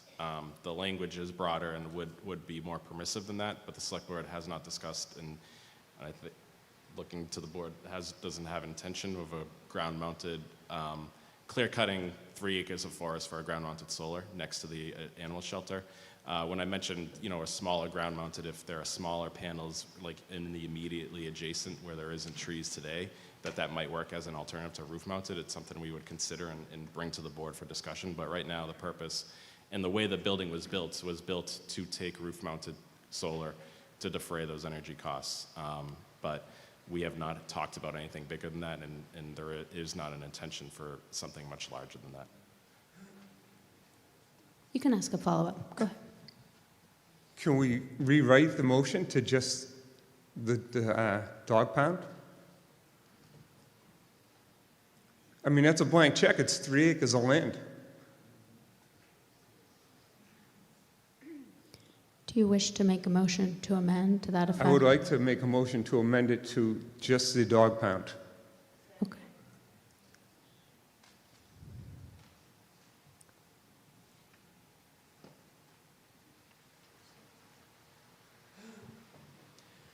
Thank you, Madam Moderator. Jay Fundling, Town Meeting Member Precinct 3 and Chair of the Warrant Committee. One thing I would like to point out to this body is something Mr. Milano mentioned a few minutes ago, which is this article grants the town the opportunity to enter into a lease of solar panels. The town already has the right to build solar panels they own. They had that right before this is passed. They have this right after this is passed. Mr. Milano mentioned it, and the Warrant Committee discussed it in the context of we should be careful to think, does it make more sense to own? Does it make more sense to lease? So that's how it came up in our discussion. And we still hope the town will make a prudent decision versus own versus lease. But I think it might be relevant to think about the fact that the concerns the prior speaker raised are valid concerns, but right now the town has the right to not lease, but own whatever solar panels they want. So that may be something to think about. Thank you, Mr. Fundling. We'll give the Select Board a moment. Yes.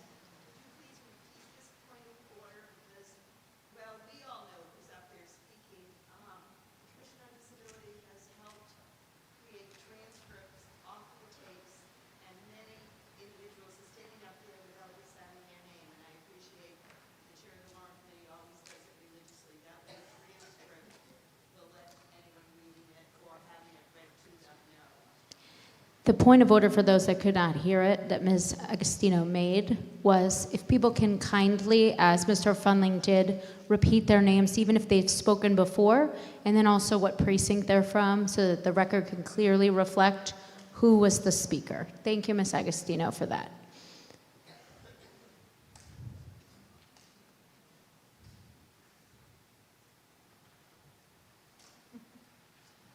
Not yet? Okay.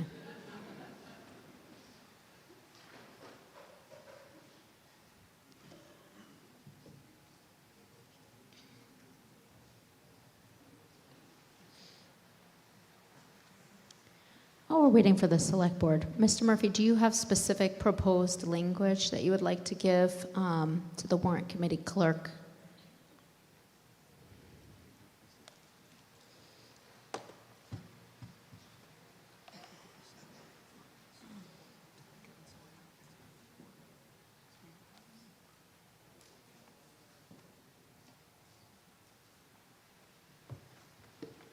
I defer to the select board on the writing, but just the dog pound. Okay, let's hear from the Select Board, Mr. Murphy. Okay.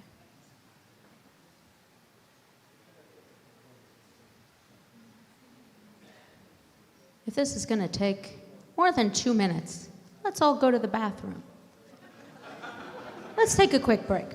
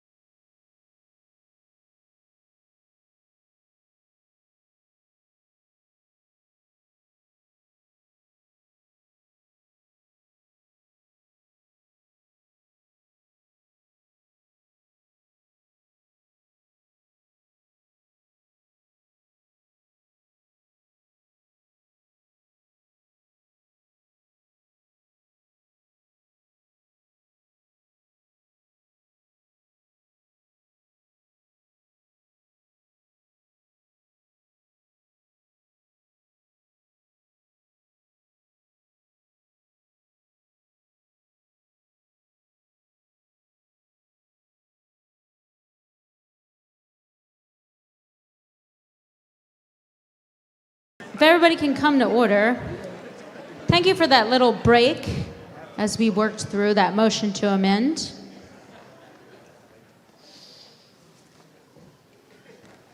First, we'll have town council go through the motion to amend. Then we'll hear from the select board and the warrant committee if they have any thoughts.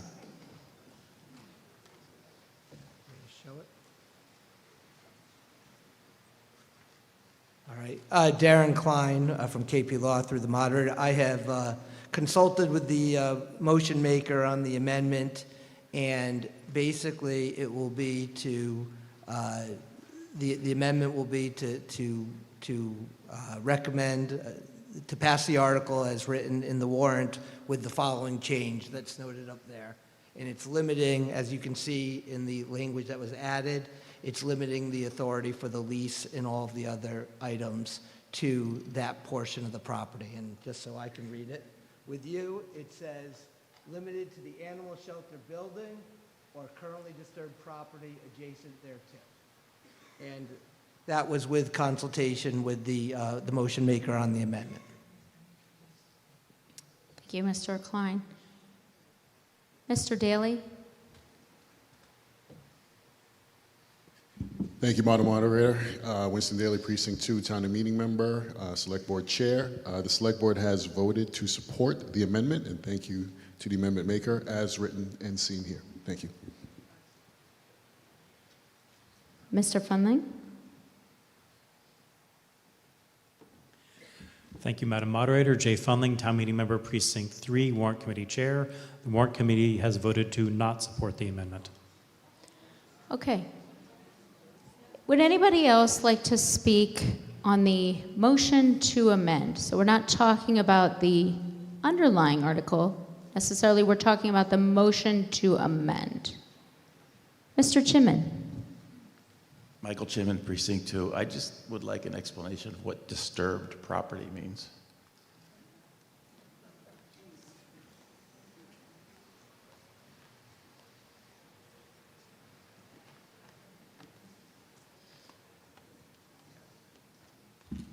Thank you, Darren Klein, KP Law. It's the part of the property that's already been disturbed by the construction, so that will not require any further clearing of woods or anything of that nature. So property that's already been disturbed by the current building. Any other questions or comments about the motion to amend Article 41? Okay. I see none, so we're going to go to a vote on the motion to amend. Because it's a vote on the motion to amend, that will be a majority.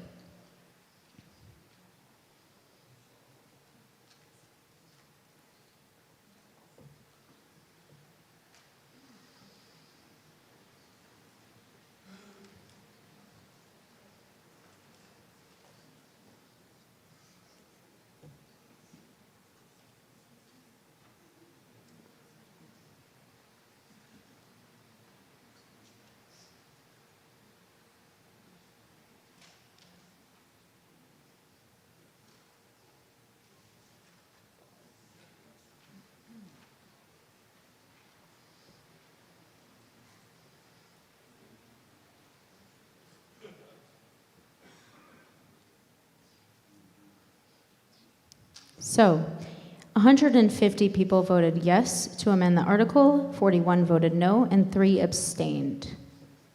Okay?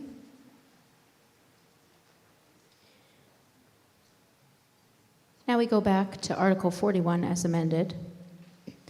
Does anybody else have any comments about Article 41 now amended? Mr. Walker. Leroy Walker, Town Meeting Member, Precinct 10. Point of order, Madam Moderator. Yes. It was a friendly amendment. It amended the original motion. We voted on the amended language. I think we're done. Thank you. Thank you, Mr. Walker. Well, I also see nobody else with any comments. So, to that end, if people would like to vote on Article 41 as amended.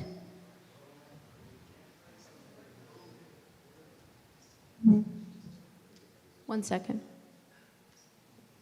Thank you, Darren Klein, through the moderator. although we did assist with the language, it was not considered a friendly amendment. It was still the motion maker's amendment. We just assisted with the verbiage. In addition, this has to be a 2/3 vote. So for clarity, let's have a vote on Article 41 as amended. So yes, if you're in favor of the article as amended, no if you're not, and abstain if you want to abstain. And again, this is a 2/3.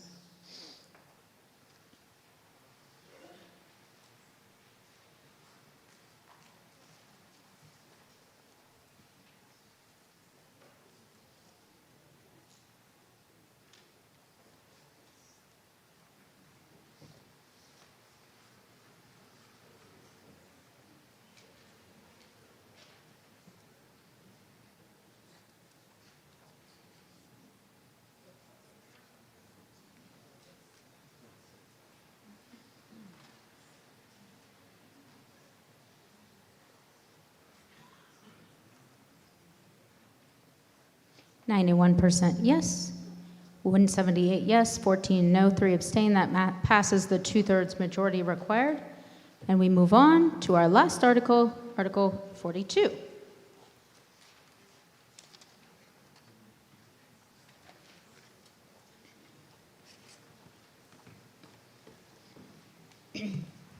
Article 42 begins on page 72 of the warrant and says, not going to read the whole thing, but to see if the town will vote to amend its zoning bylaw, Chapter 275, Article 1, definitions, as set forth in the warrant. And I believe we have a report by the chair of the planning board, Ms. Meredith Hall.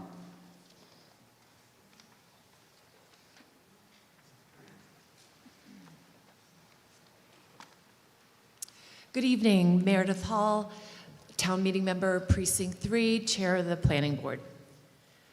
I would first like to begin by just thanking Jim Davis, our outgoing planning board member, for his many hours and commitment to the planning board over the last few years. I would also like to welcome our newest planning board member, Hal Munger. Thank you, please welcome Hal. And Cheryl Tagayas, welcome back to the planning board. That's good. So, thank you all for serving.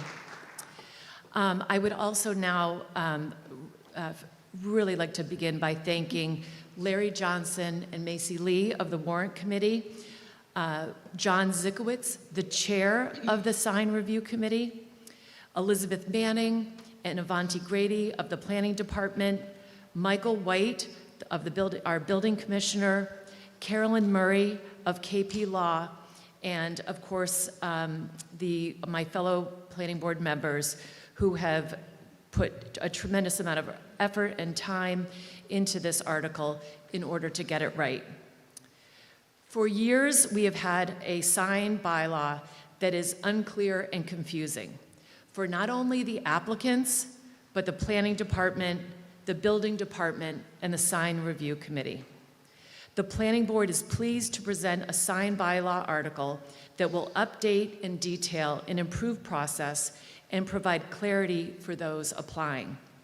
I would like to introduce our town planner, Elizabeth Manning, to provide our presentation this evening. Thank you, Ms. Hall. And thank you, Ms. Manning.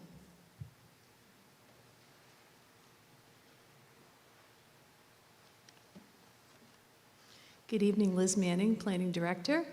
Thank you, Madam Moderator. So I just wanted to, again, thank the combined effort of many, many individuals to put this together. Lots of consultation with different departments, with the building department, with the town administrator's office, with a lot of hard work and a lot of collaboration went into this effort. So I guess we're ready for the first slide.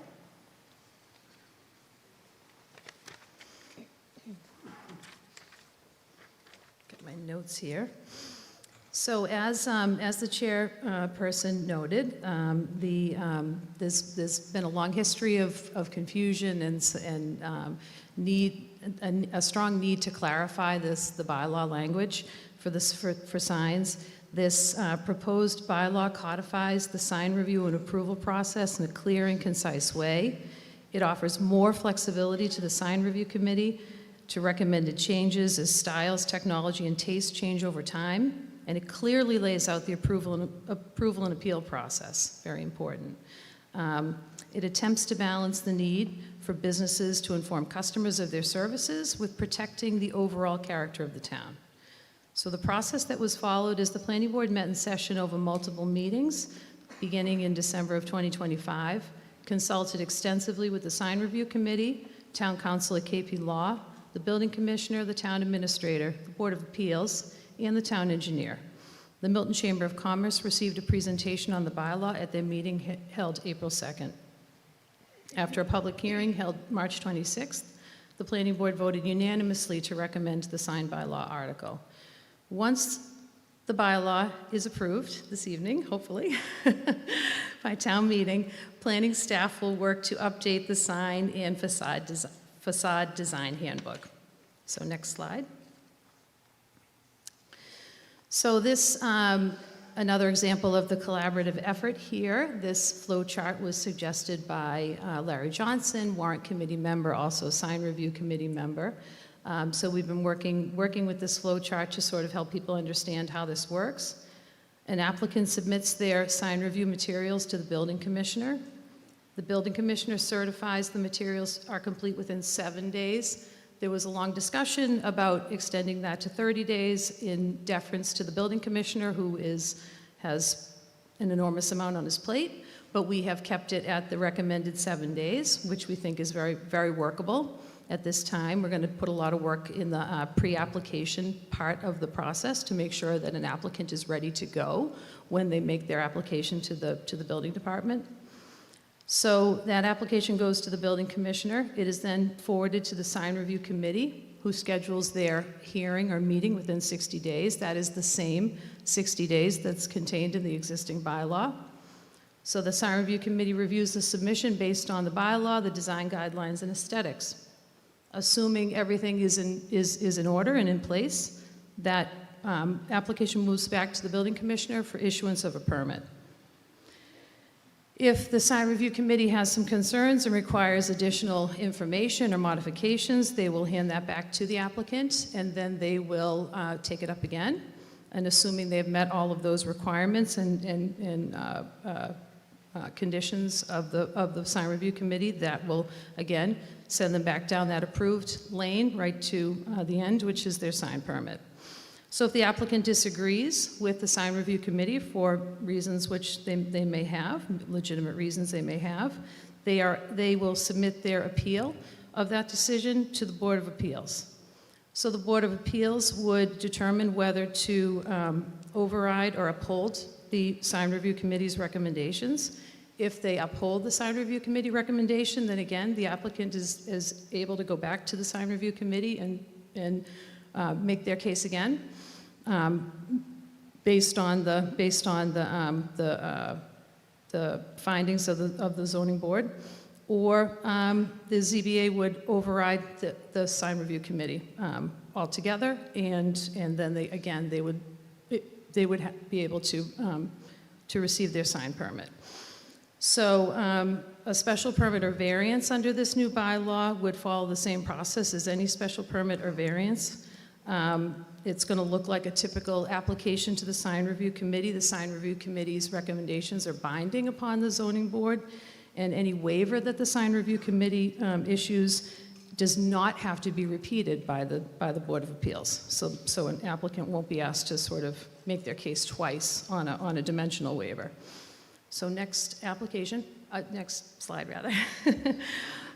There was a lot of, I won't spend a lot of time on this slide. There was a lot of discussion about the distinction between the community signs, sandwich board signs that are issued, the permits that are issued through the select board's office. That is a separate process. This particular temporary sidewalk sign is specific to businesses.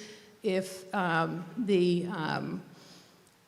sandwich board sign is located in the public right-of-way, there is a process where it has to be reviewed and approved by the town engineer. So we had some consultation on that as well. I think that's an improvement with that. That's otherwise very similar process in terms of how it gets reviewed and approved. Okay, next. So this is probably the meat of it, the scope of the current bylaw. So this table says it applies only to business districts. I can read to you the language that's in the current bylaw for signs that are outside of the business districts. There's literally like 2 sentences. One is, pre-existing non-conforming signs are able to continue, right? So that would be a business that's in a residential zone, a long-time business in a residential zone. And then the other sentence is, any sign permitted by the select board is necessary for public safety or the public health. So that's literally it in terms of language for signs in residential zones. And as a lot of you probably know, very limited areas in the town are zoned for business. I think there's like 3 business zones in the town. So a lot of these signs are located in residential zones. So what this bylaw has done is it's created a very sort of a clear process for a lot of these signs that are located in these residential zones. And it provides standards so that it's not just sort of this kind of broad statement that the sign is in the public good, because that's hard to define. And an applicant just wants a clear path, I think. That's my experience, is they're looking for a clear path. Even if it's a little bit more involved, if it's clear and they can plan for it, they're happy. They just want to know sort of like, how do I get from A to B? That's my experience. So in terms of definitions, the way this was drafted, the definitions for signs are contained in the definitions section of the bylaw as opposed to in the sign bylaw part of the bylaw. That's a much better way to do things, because your definitions would apply to any sort of instance or implication like in the overall bylaw, because they're in that definition section. So it's much more clear, in my opinion.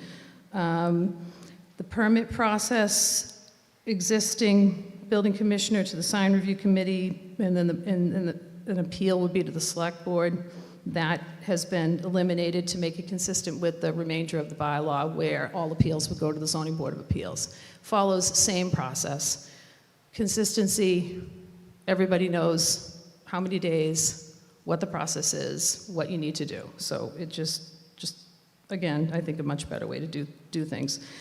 Special provisions, none in the existing bylaw. This new bylaw adds rules for restaurants, fuel stations, bed and breakfast, directional signs. The non-conforming signs, another one, changes allowed only with good cause. Again, really hard to define. Non-conforming signs in the proposal are altered only with special permit under Chapter 48, Section 6. Again, waivers in existing additional allowable area for good cause. So in the proposed zoning, waivers are limited to a plus 25% dimension, plus 25% area, plus 50% setback, and they must meet very specific criteria that's outlined in the bylaw. Total sign area. So this reduces the amount of square footage that a business is allowed to have from 2 square feet per linear foot to 1 square foot per linear foot. So the analysis that was conducted during the review process was that the majority of recent sign applications were under this new 1 square foot per linear foot. What this bylaw does is it allows the sign review committee to increase that square footage up to 25%. It also includes very generous options for temporary signs, where the temporary signs do not count towards the square footage. And those would be external banners as well, like we talked about, native corn, or or like a restaurant that was having a special function for like a Mother's Day brunch or something like that. So definitely like more permissive with things like that. Also, only one side of a freestanding sign is now included in the square footage. So that would give somebody that latitude to increase, for instance, their wall sign, because their freestanding sign wouldn't count for as much square footage. So awnings also a little bit more permissive. They didn't allow signage before. Now they're allowing signage, which gives business owners another option for promoting their storefront. Window signs, so that has been reduced from 20% of the area to 10% of the window area, not blocking the middle third. Let's see, we talked about sidewalk and A-frame signs. Illumination, illuminated signs are allowed if steady, non-flashing, non-glare. That's existing. This new bylaw has a lot of specific definitions around illumination. Certain illuminated signs are prohibited, very expressly prohibited. That's another thing this bylaw does, is it enumerates multiple exemptions, which should make things, again, easier, because you can go to that exemption list. I think it's got 20 plus items on it, and you'll know, hopefully, right, very, very quickly if you don't even need to seek a permit at all. Reverse lit eternal illumination requires special permit. And like I said before, that would follow the same process that you would follow to receive a special permit through the Zoning Board of Appeals. Projecting signs, the clearance on those has increased from 8 feet to 10 feet, height up to 20 feet, but the overall size is the same, 6 square feet from existing to proposed. Freestanding signs, there's now an 8-foot height limit. There was no height limit before. Directory signs, a bit more permissive. There's additional square footage per tenant. Temporary signs, same requirement, 45 days. I talked about the temporary sales signs. So I think that's it. And then I just kind of did a couple of images, for folks that aren't super familiar, and I certainly wasn't. I learned an awful lot about signs in the last 6 months. So El Barrio is an indirect lit wall sign. The Wallaston Golf Club is a freestanding sign. The next slide. Just a kind of a quick example of a window sign. I was trying to find some ones that were more local, but sandwich board A-frame. This next slide shows a reverse lit channel sign, directory sign, internally illuminated, billboard, blade or projecting sign, LED neon, which is prohibited, point of purchase display, and an awning sign. So that's it. Thank you, Ms. Manning. Okay. Select Board, any comments on Article 42? No. Planning Board. I'm sorry, the Planning Board already went. Warrant Committee. Thank you, Madam Moderator. Jay Funling, Town Meeting Member Precinct 3 and Chair of the Warrant Committee. Madam Moderator, since this is the last article of the annual town meeting, I would like to take a moment to thank my committee, sitting to my right. I'm only as strong as the team that supports me, and they were all a delight to work with.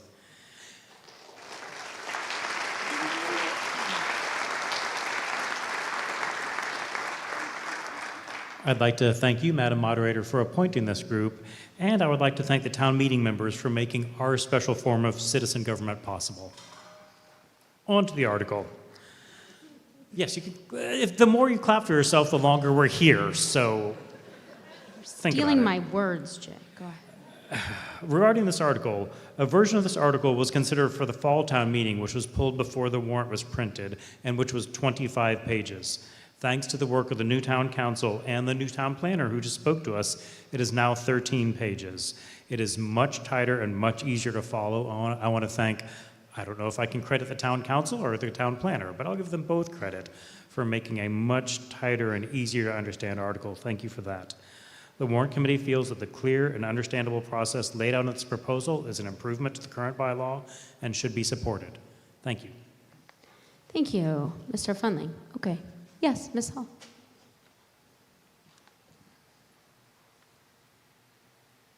I just want to add that at our public hearing, the planning board's vote was unanimously in support of this article, all members. Thank you. Thank you. Thank you, Chair Hall. Okay, I see over here, and then back to you.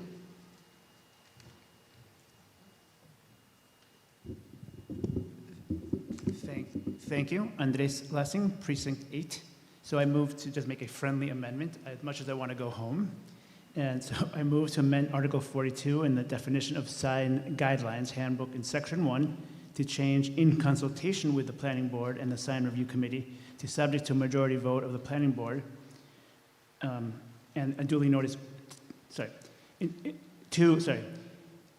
in consultation with the Planning Board and the Sign Review Committee, 2, subject to a majority vote of the Planning Board at a duly noted public meeting.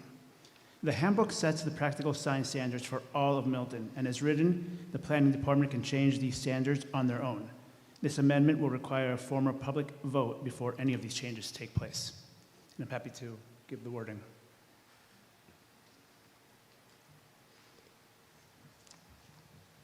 Okay, so you're making a motion to amend. Can you speak with the warrant committee clerk about the specific motion? Oh, thank you.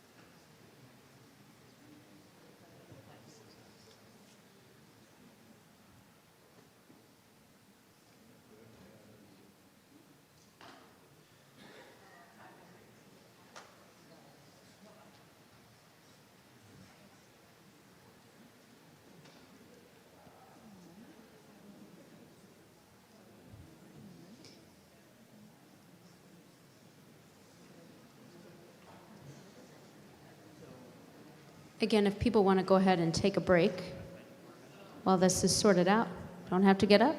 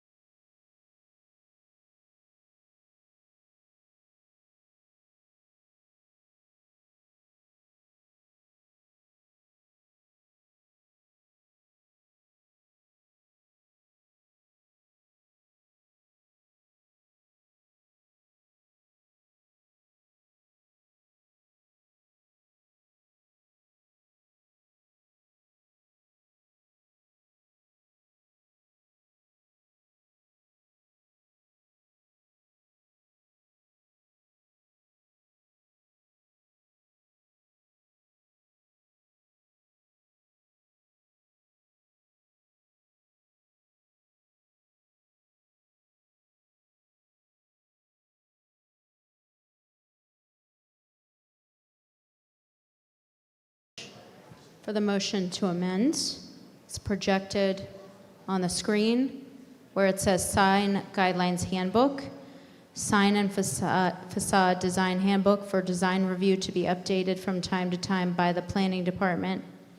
Strike in consultation with the Planning Board and Sign Review Committee, and instead add subject to a majority vote of the Planning Board at a duly noted public hearing. So the whole thing reads, Sign and Facade Design Handbook for design review to be updated from time to time by the Planning Department, subject to a majority vote of the Planning Board at a duly noted public hearing. May I hear from the Select Board? Mr. Daly?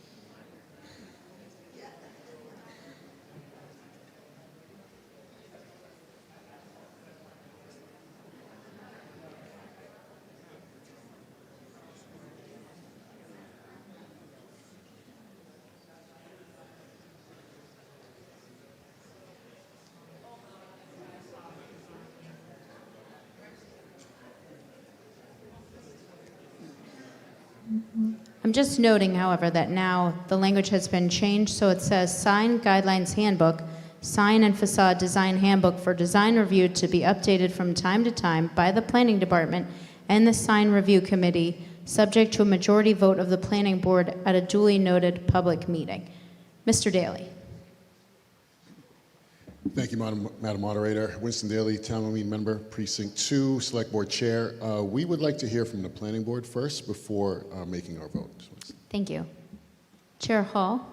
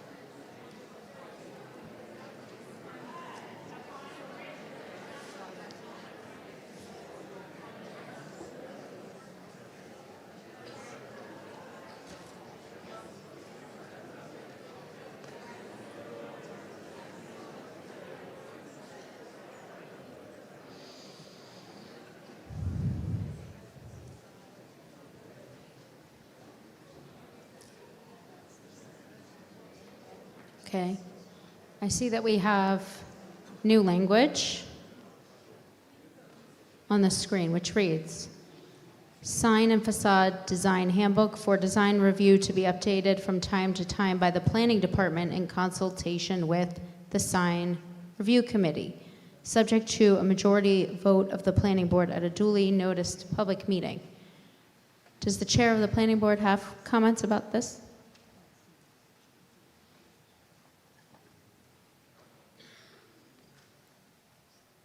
The Planning Board has voted to support this amendment.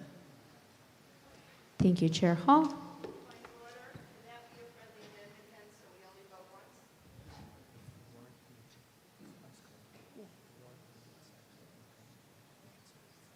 Yes. So Ms. Agostino asked if this could be considered a friendly amendment. Let's let the warrant committee vote, and I'll tell you what the answer to that question is. I don't want to influence anybody, depending on what happens next.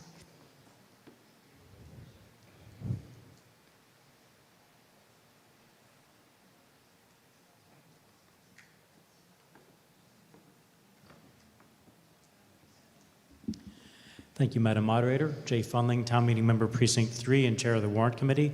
The Warrant Committee supports this amendment. Yes, okay, then it can be. Thank you. So the article will now be Article 41 as amended. 42, excuse me. I'd like to also make a point that prior to town meeting, Mr. Arthur Doyle had made a friendly amendment which was accepted by both the Planning Board and the Warrant Committee, and I wonder if the Warrant Committee clerk can show that. He simply added a couple words. Here, Section 275, 3.25.5b exemption shall read as follows. Signs erected or required by any federal, state, or local government, including but not limited to signs related to traffic, safety, warnings, and signs containing an official announcement or designation. Because that was adopted by the Warrant Committee prior to town meeting, this is the recommendation of the Warrant Committee. So when we vote, this will be incorporated, as well as the amendment that we just had. I see additional people wishing to talk. We'll come over here, and then we'll go to Mr. Chimman, Mr. Curran, and then over to Mr. Doyle. Thank you, Madam Moderator. Tom Sharkey from Precinct 5. Real quick question. With regard to the non-commercial signs, is there any restrictions in this new bylaw that would affect people holding signs over Route 3 or in town or on private property, protest signs or any other signs of free speech? I'm sorry, Mr. Sharkey, is that a question on the motion to amend or the motion? Are we still voting on it? I thought we were voting Okay, on no, the you're entire. right. Go ahead. You're right. Go ahead. We're talking to the entire amendment. Go ahead. Go ahead. So that's just a question to the Planning Committee. Are there any restrictions now with this new bylaw that would be imposed upon people who would like to hold signs up for any reason? No. Thank you. Thank you. Okay, Mr. Chimman, then Mr. Curran, and then we'll come back to Mr. Doyle.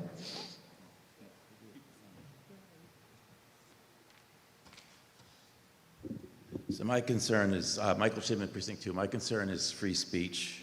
And as written right now, this proposed bylaw is not adequate. And I'm going to take you through why. Because I don't think any government, whether it's the planning board or town meeting or the select board, has any right to tell you whether you can put a Make America Great Again sign on your yard or a Black Lives Matter sign or whatever sign, free speech sign. And those are typically corrugated plastic signs that are mounted on metal brackets which are inserted in the dirt. And the only thing holding them in is friction and lack of wind.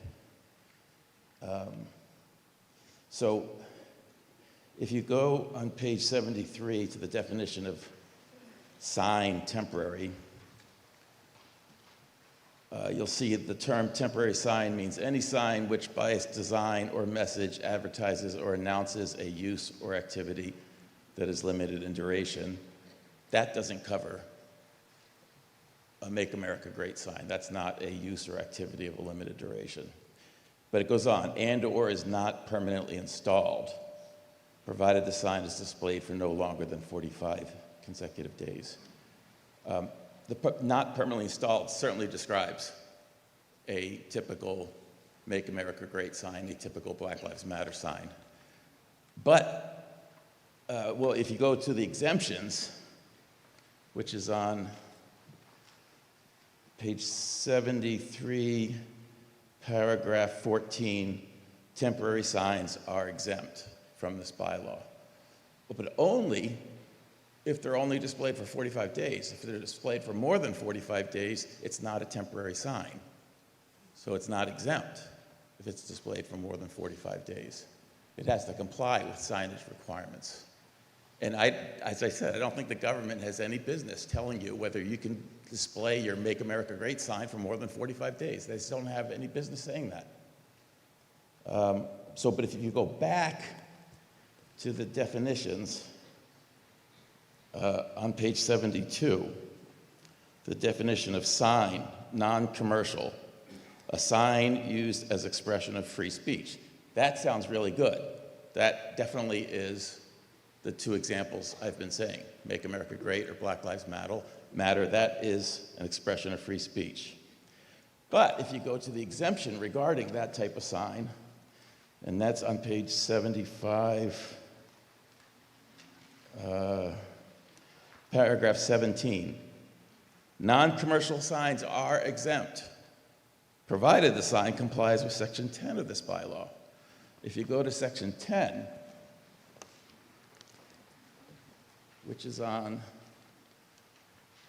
page 81, first there's a setback requirement. The sign can't be less than 15 feet from property lines. Typically, when people put these signs up, they're within 15 feet of the sidewalk. But much more troublesome is section 10, subsection D, compliance with building code. This bylaw, if it's passed, says that non-commercial signs, the ones that display free speech, have to comply with the Massachusetts Building Code. And you won't be surprised to find out the building code has wind load requirements, concrete footing requirements. The typical free speech sign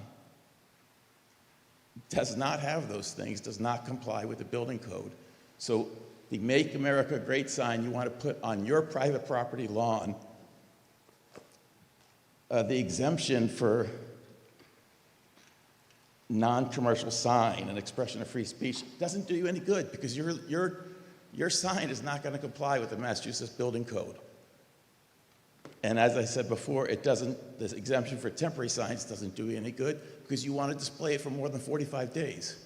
So this is, if it's passed, is an infringement of free speech that the Milton government, whether it's the planning board, whether it's town meeting, whether it's the select board, has no business imposing. And if it stays like that, I think this bylaw has to be sent back for further review. And there's additional problems with the exemptions. And going back to page 75, section 5, subsection B, exemptions, paragraph 13, for example. This allows historic markers to be erected, which is good, but they can't exceed 2 square feet in area. 2 square feet is small for a sign. That provision, I suspect, will make all current historic markers non-conforming. Now, there's a section that says non-conforming signs are grandfathered in. They don't have to take them down. But why are we restricting new historic marker signs to such a tiny sign? And just to give you a picture, the typical candidate political sign before elections that we all had in our yards, a couple weeks ago, that's 3 square feet. That's 3 square feet. So it can't even be as big as a typical candidate sign. What is 2 square feet is what this says about street signs. That's in paragraph 9. Those could be not more than 2 square feet, a street sign.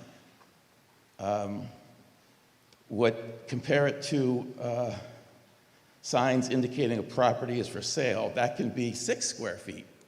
So the typical historic marker that we see when we're on road trips and you stop and look at it and has that curvy crest, that's way more than 2 square feet. And I don't know why we're saying historic markers can't be that big. I had ChatGPT tell me what the size of a typical historic marker is, and it's 8.75 square feet. Now, as I said before, temporary signs in paragraph 14 are exempt. But if we go down to paragraph 20, temporary signs with associated with a street fair, festival, or similar special event are exempt. Well, they're temporary signs. You don't need that paragraph 20 is just flat out redundant, and it also makes this thing unconstitutional, because to be constitutional, you can't regulate based on content. You can't favor one type of sign over another or disfavor a sign because of its content. So paragraph 20, as it reads right now, is a screaming hand wave saying this is unconstitutional. It's a 2015 unanimous Supreme Court decision that said if you have to look at the content, then it's highly likely it's unconstitutional unless there's a compelling government interest. And there's no compelling government interest about street fair signs or festival signs. So I think there's problems with this, most significantly regarding free speech. And I have 3 friendly amendments to propose, and if they don't get accepted, then I would like to propose each of them individually. The first is to take out on paragraph 17 of the exemptions regarding non-commercial signs, just end it at non-commercial signs and take out provided the sign complies with section 10 of this bylaw, because that imposes restrictions that are untenable for someone who wants to put a free speech sign on their lawn. My second proposed friendly amendment is to make historic marker signs, allow them to be the same size as a for sale sign in front of a house, which is not exceeding 10 square feet. And my third friendly amendment is to delete paragraph 20, which is redundant of paragraph 14 and makes the bylaw unconstitutional.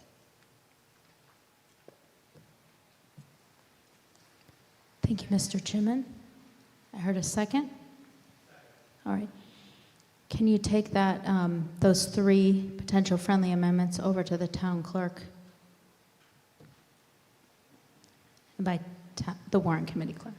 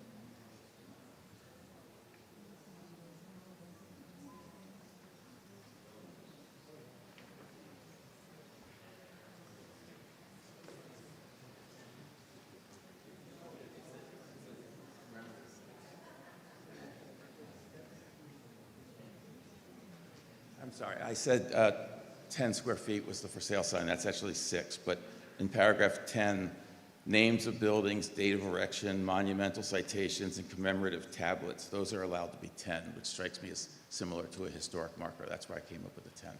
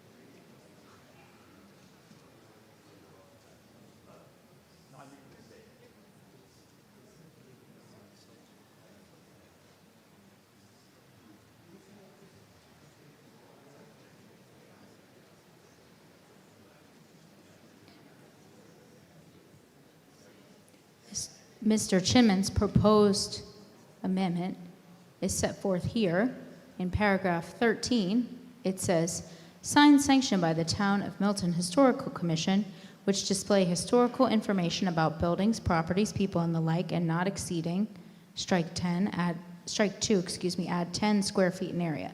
Such signs may be wall or ground mounted. In addition, section 17, non-commercial signs, striking out provided the sign complies with section 10 of this bylaw. And finally, 20, which is stricken.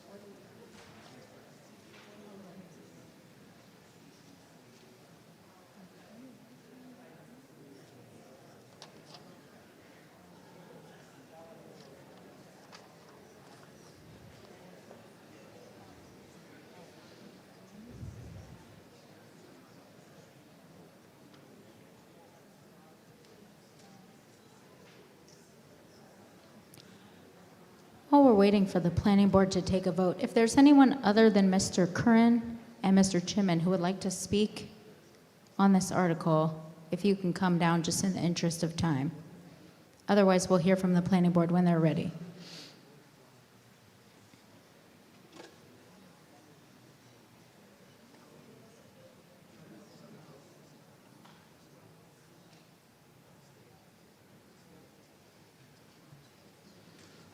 Thank you, Chair Hall. The planning board is in support of the amendments as proposed.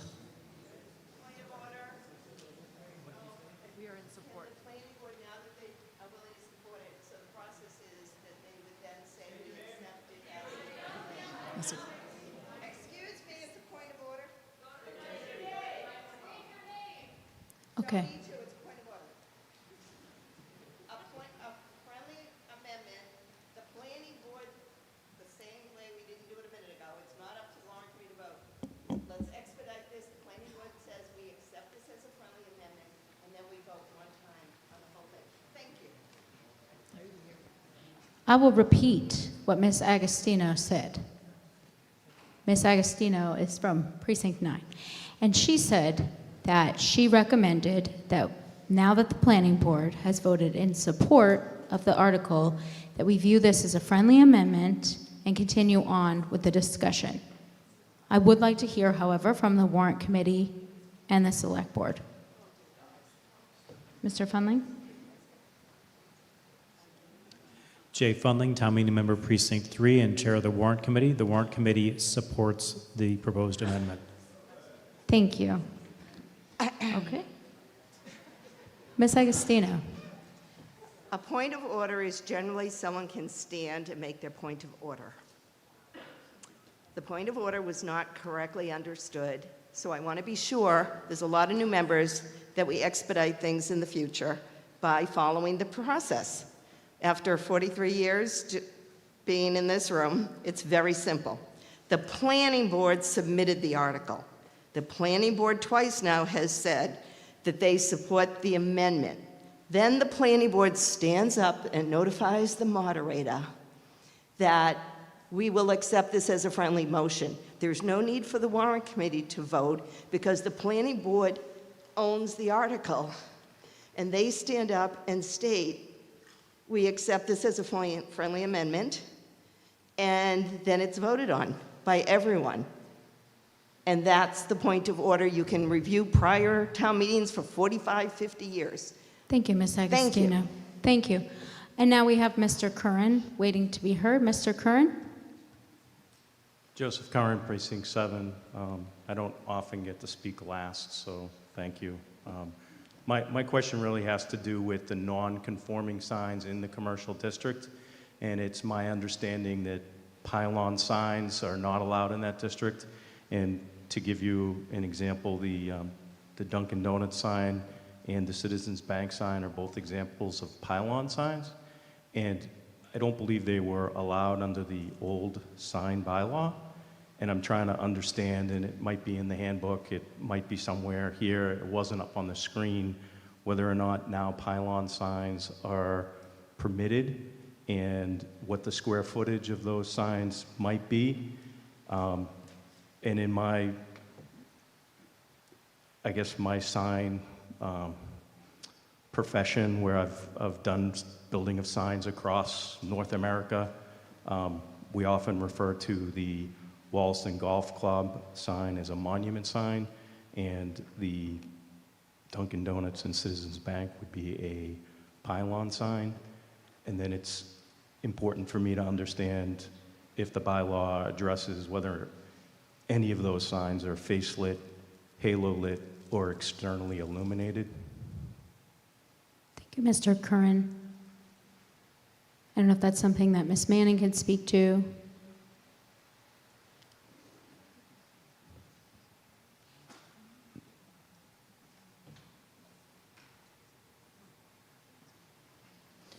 So thank you so much for that clarification on the monument sign.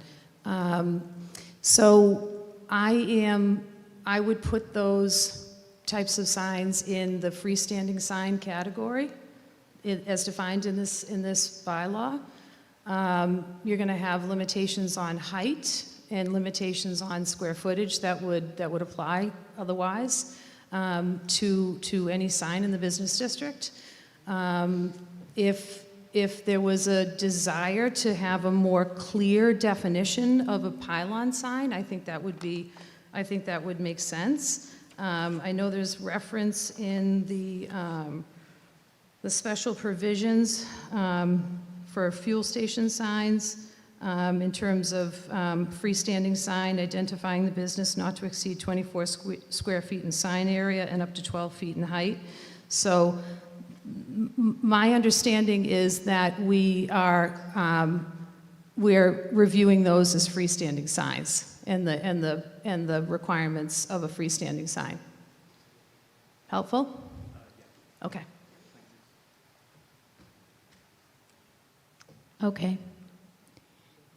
Now, we will move to a vote on Article 42. As a reminder, this has to be a 2/3 vote. And the recommendation of the Warrant Committee is, excuse me one second.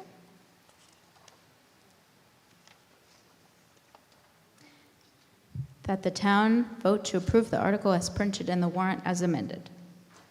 Okay, we can open it up for a vote. As a reminder, this is a 2/3 vote required.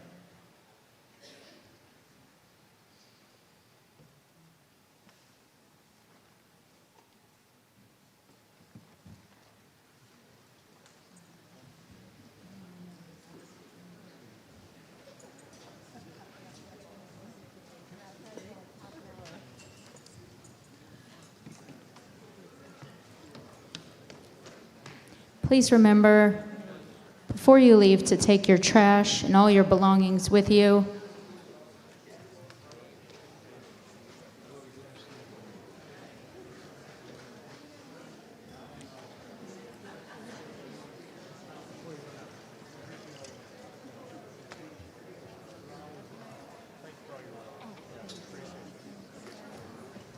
Yeah.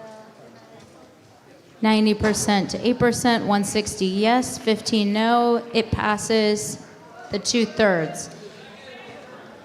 Yes, motion to dissolve. Second. All in favor? All opposed? Okay, we are dissolved. See you at the next town meeting. Thank you, everyone.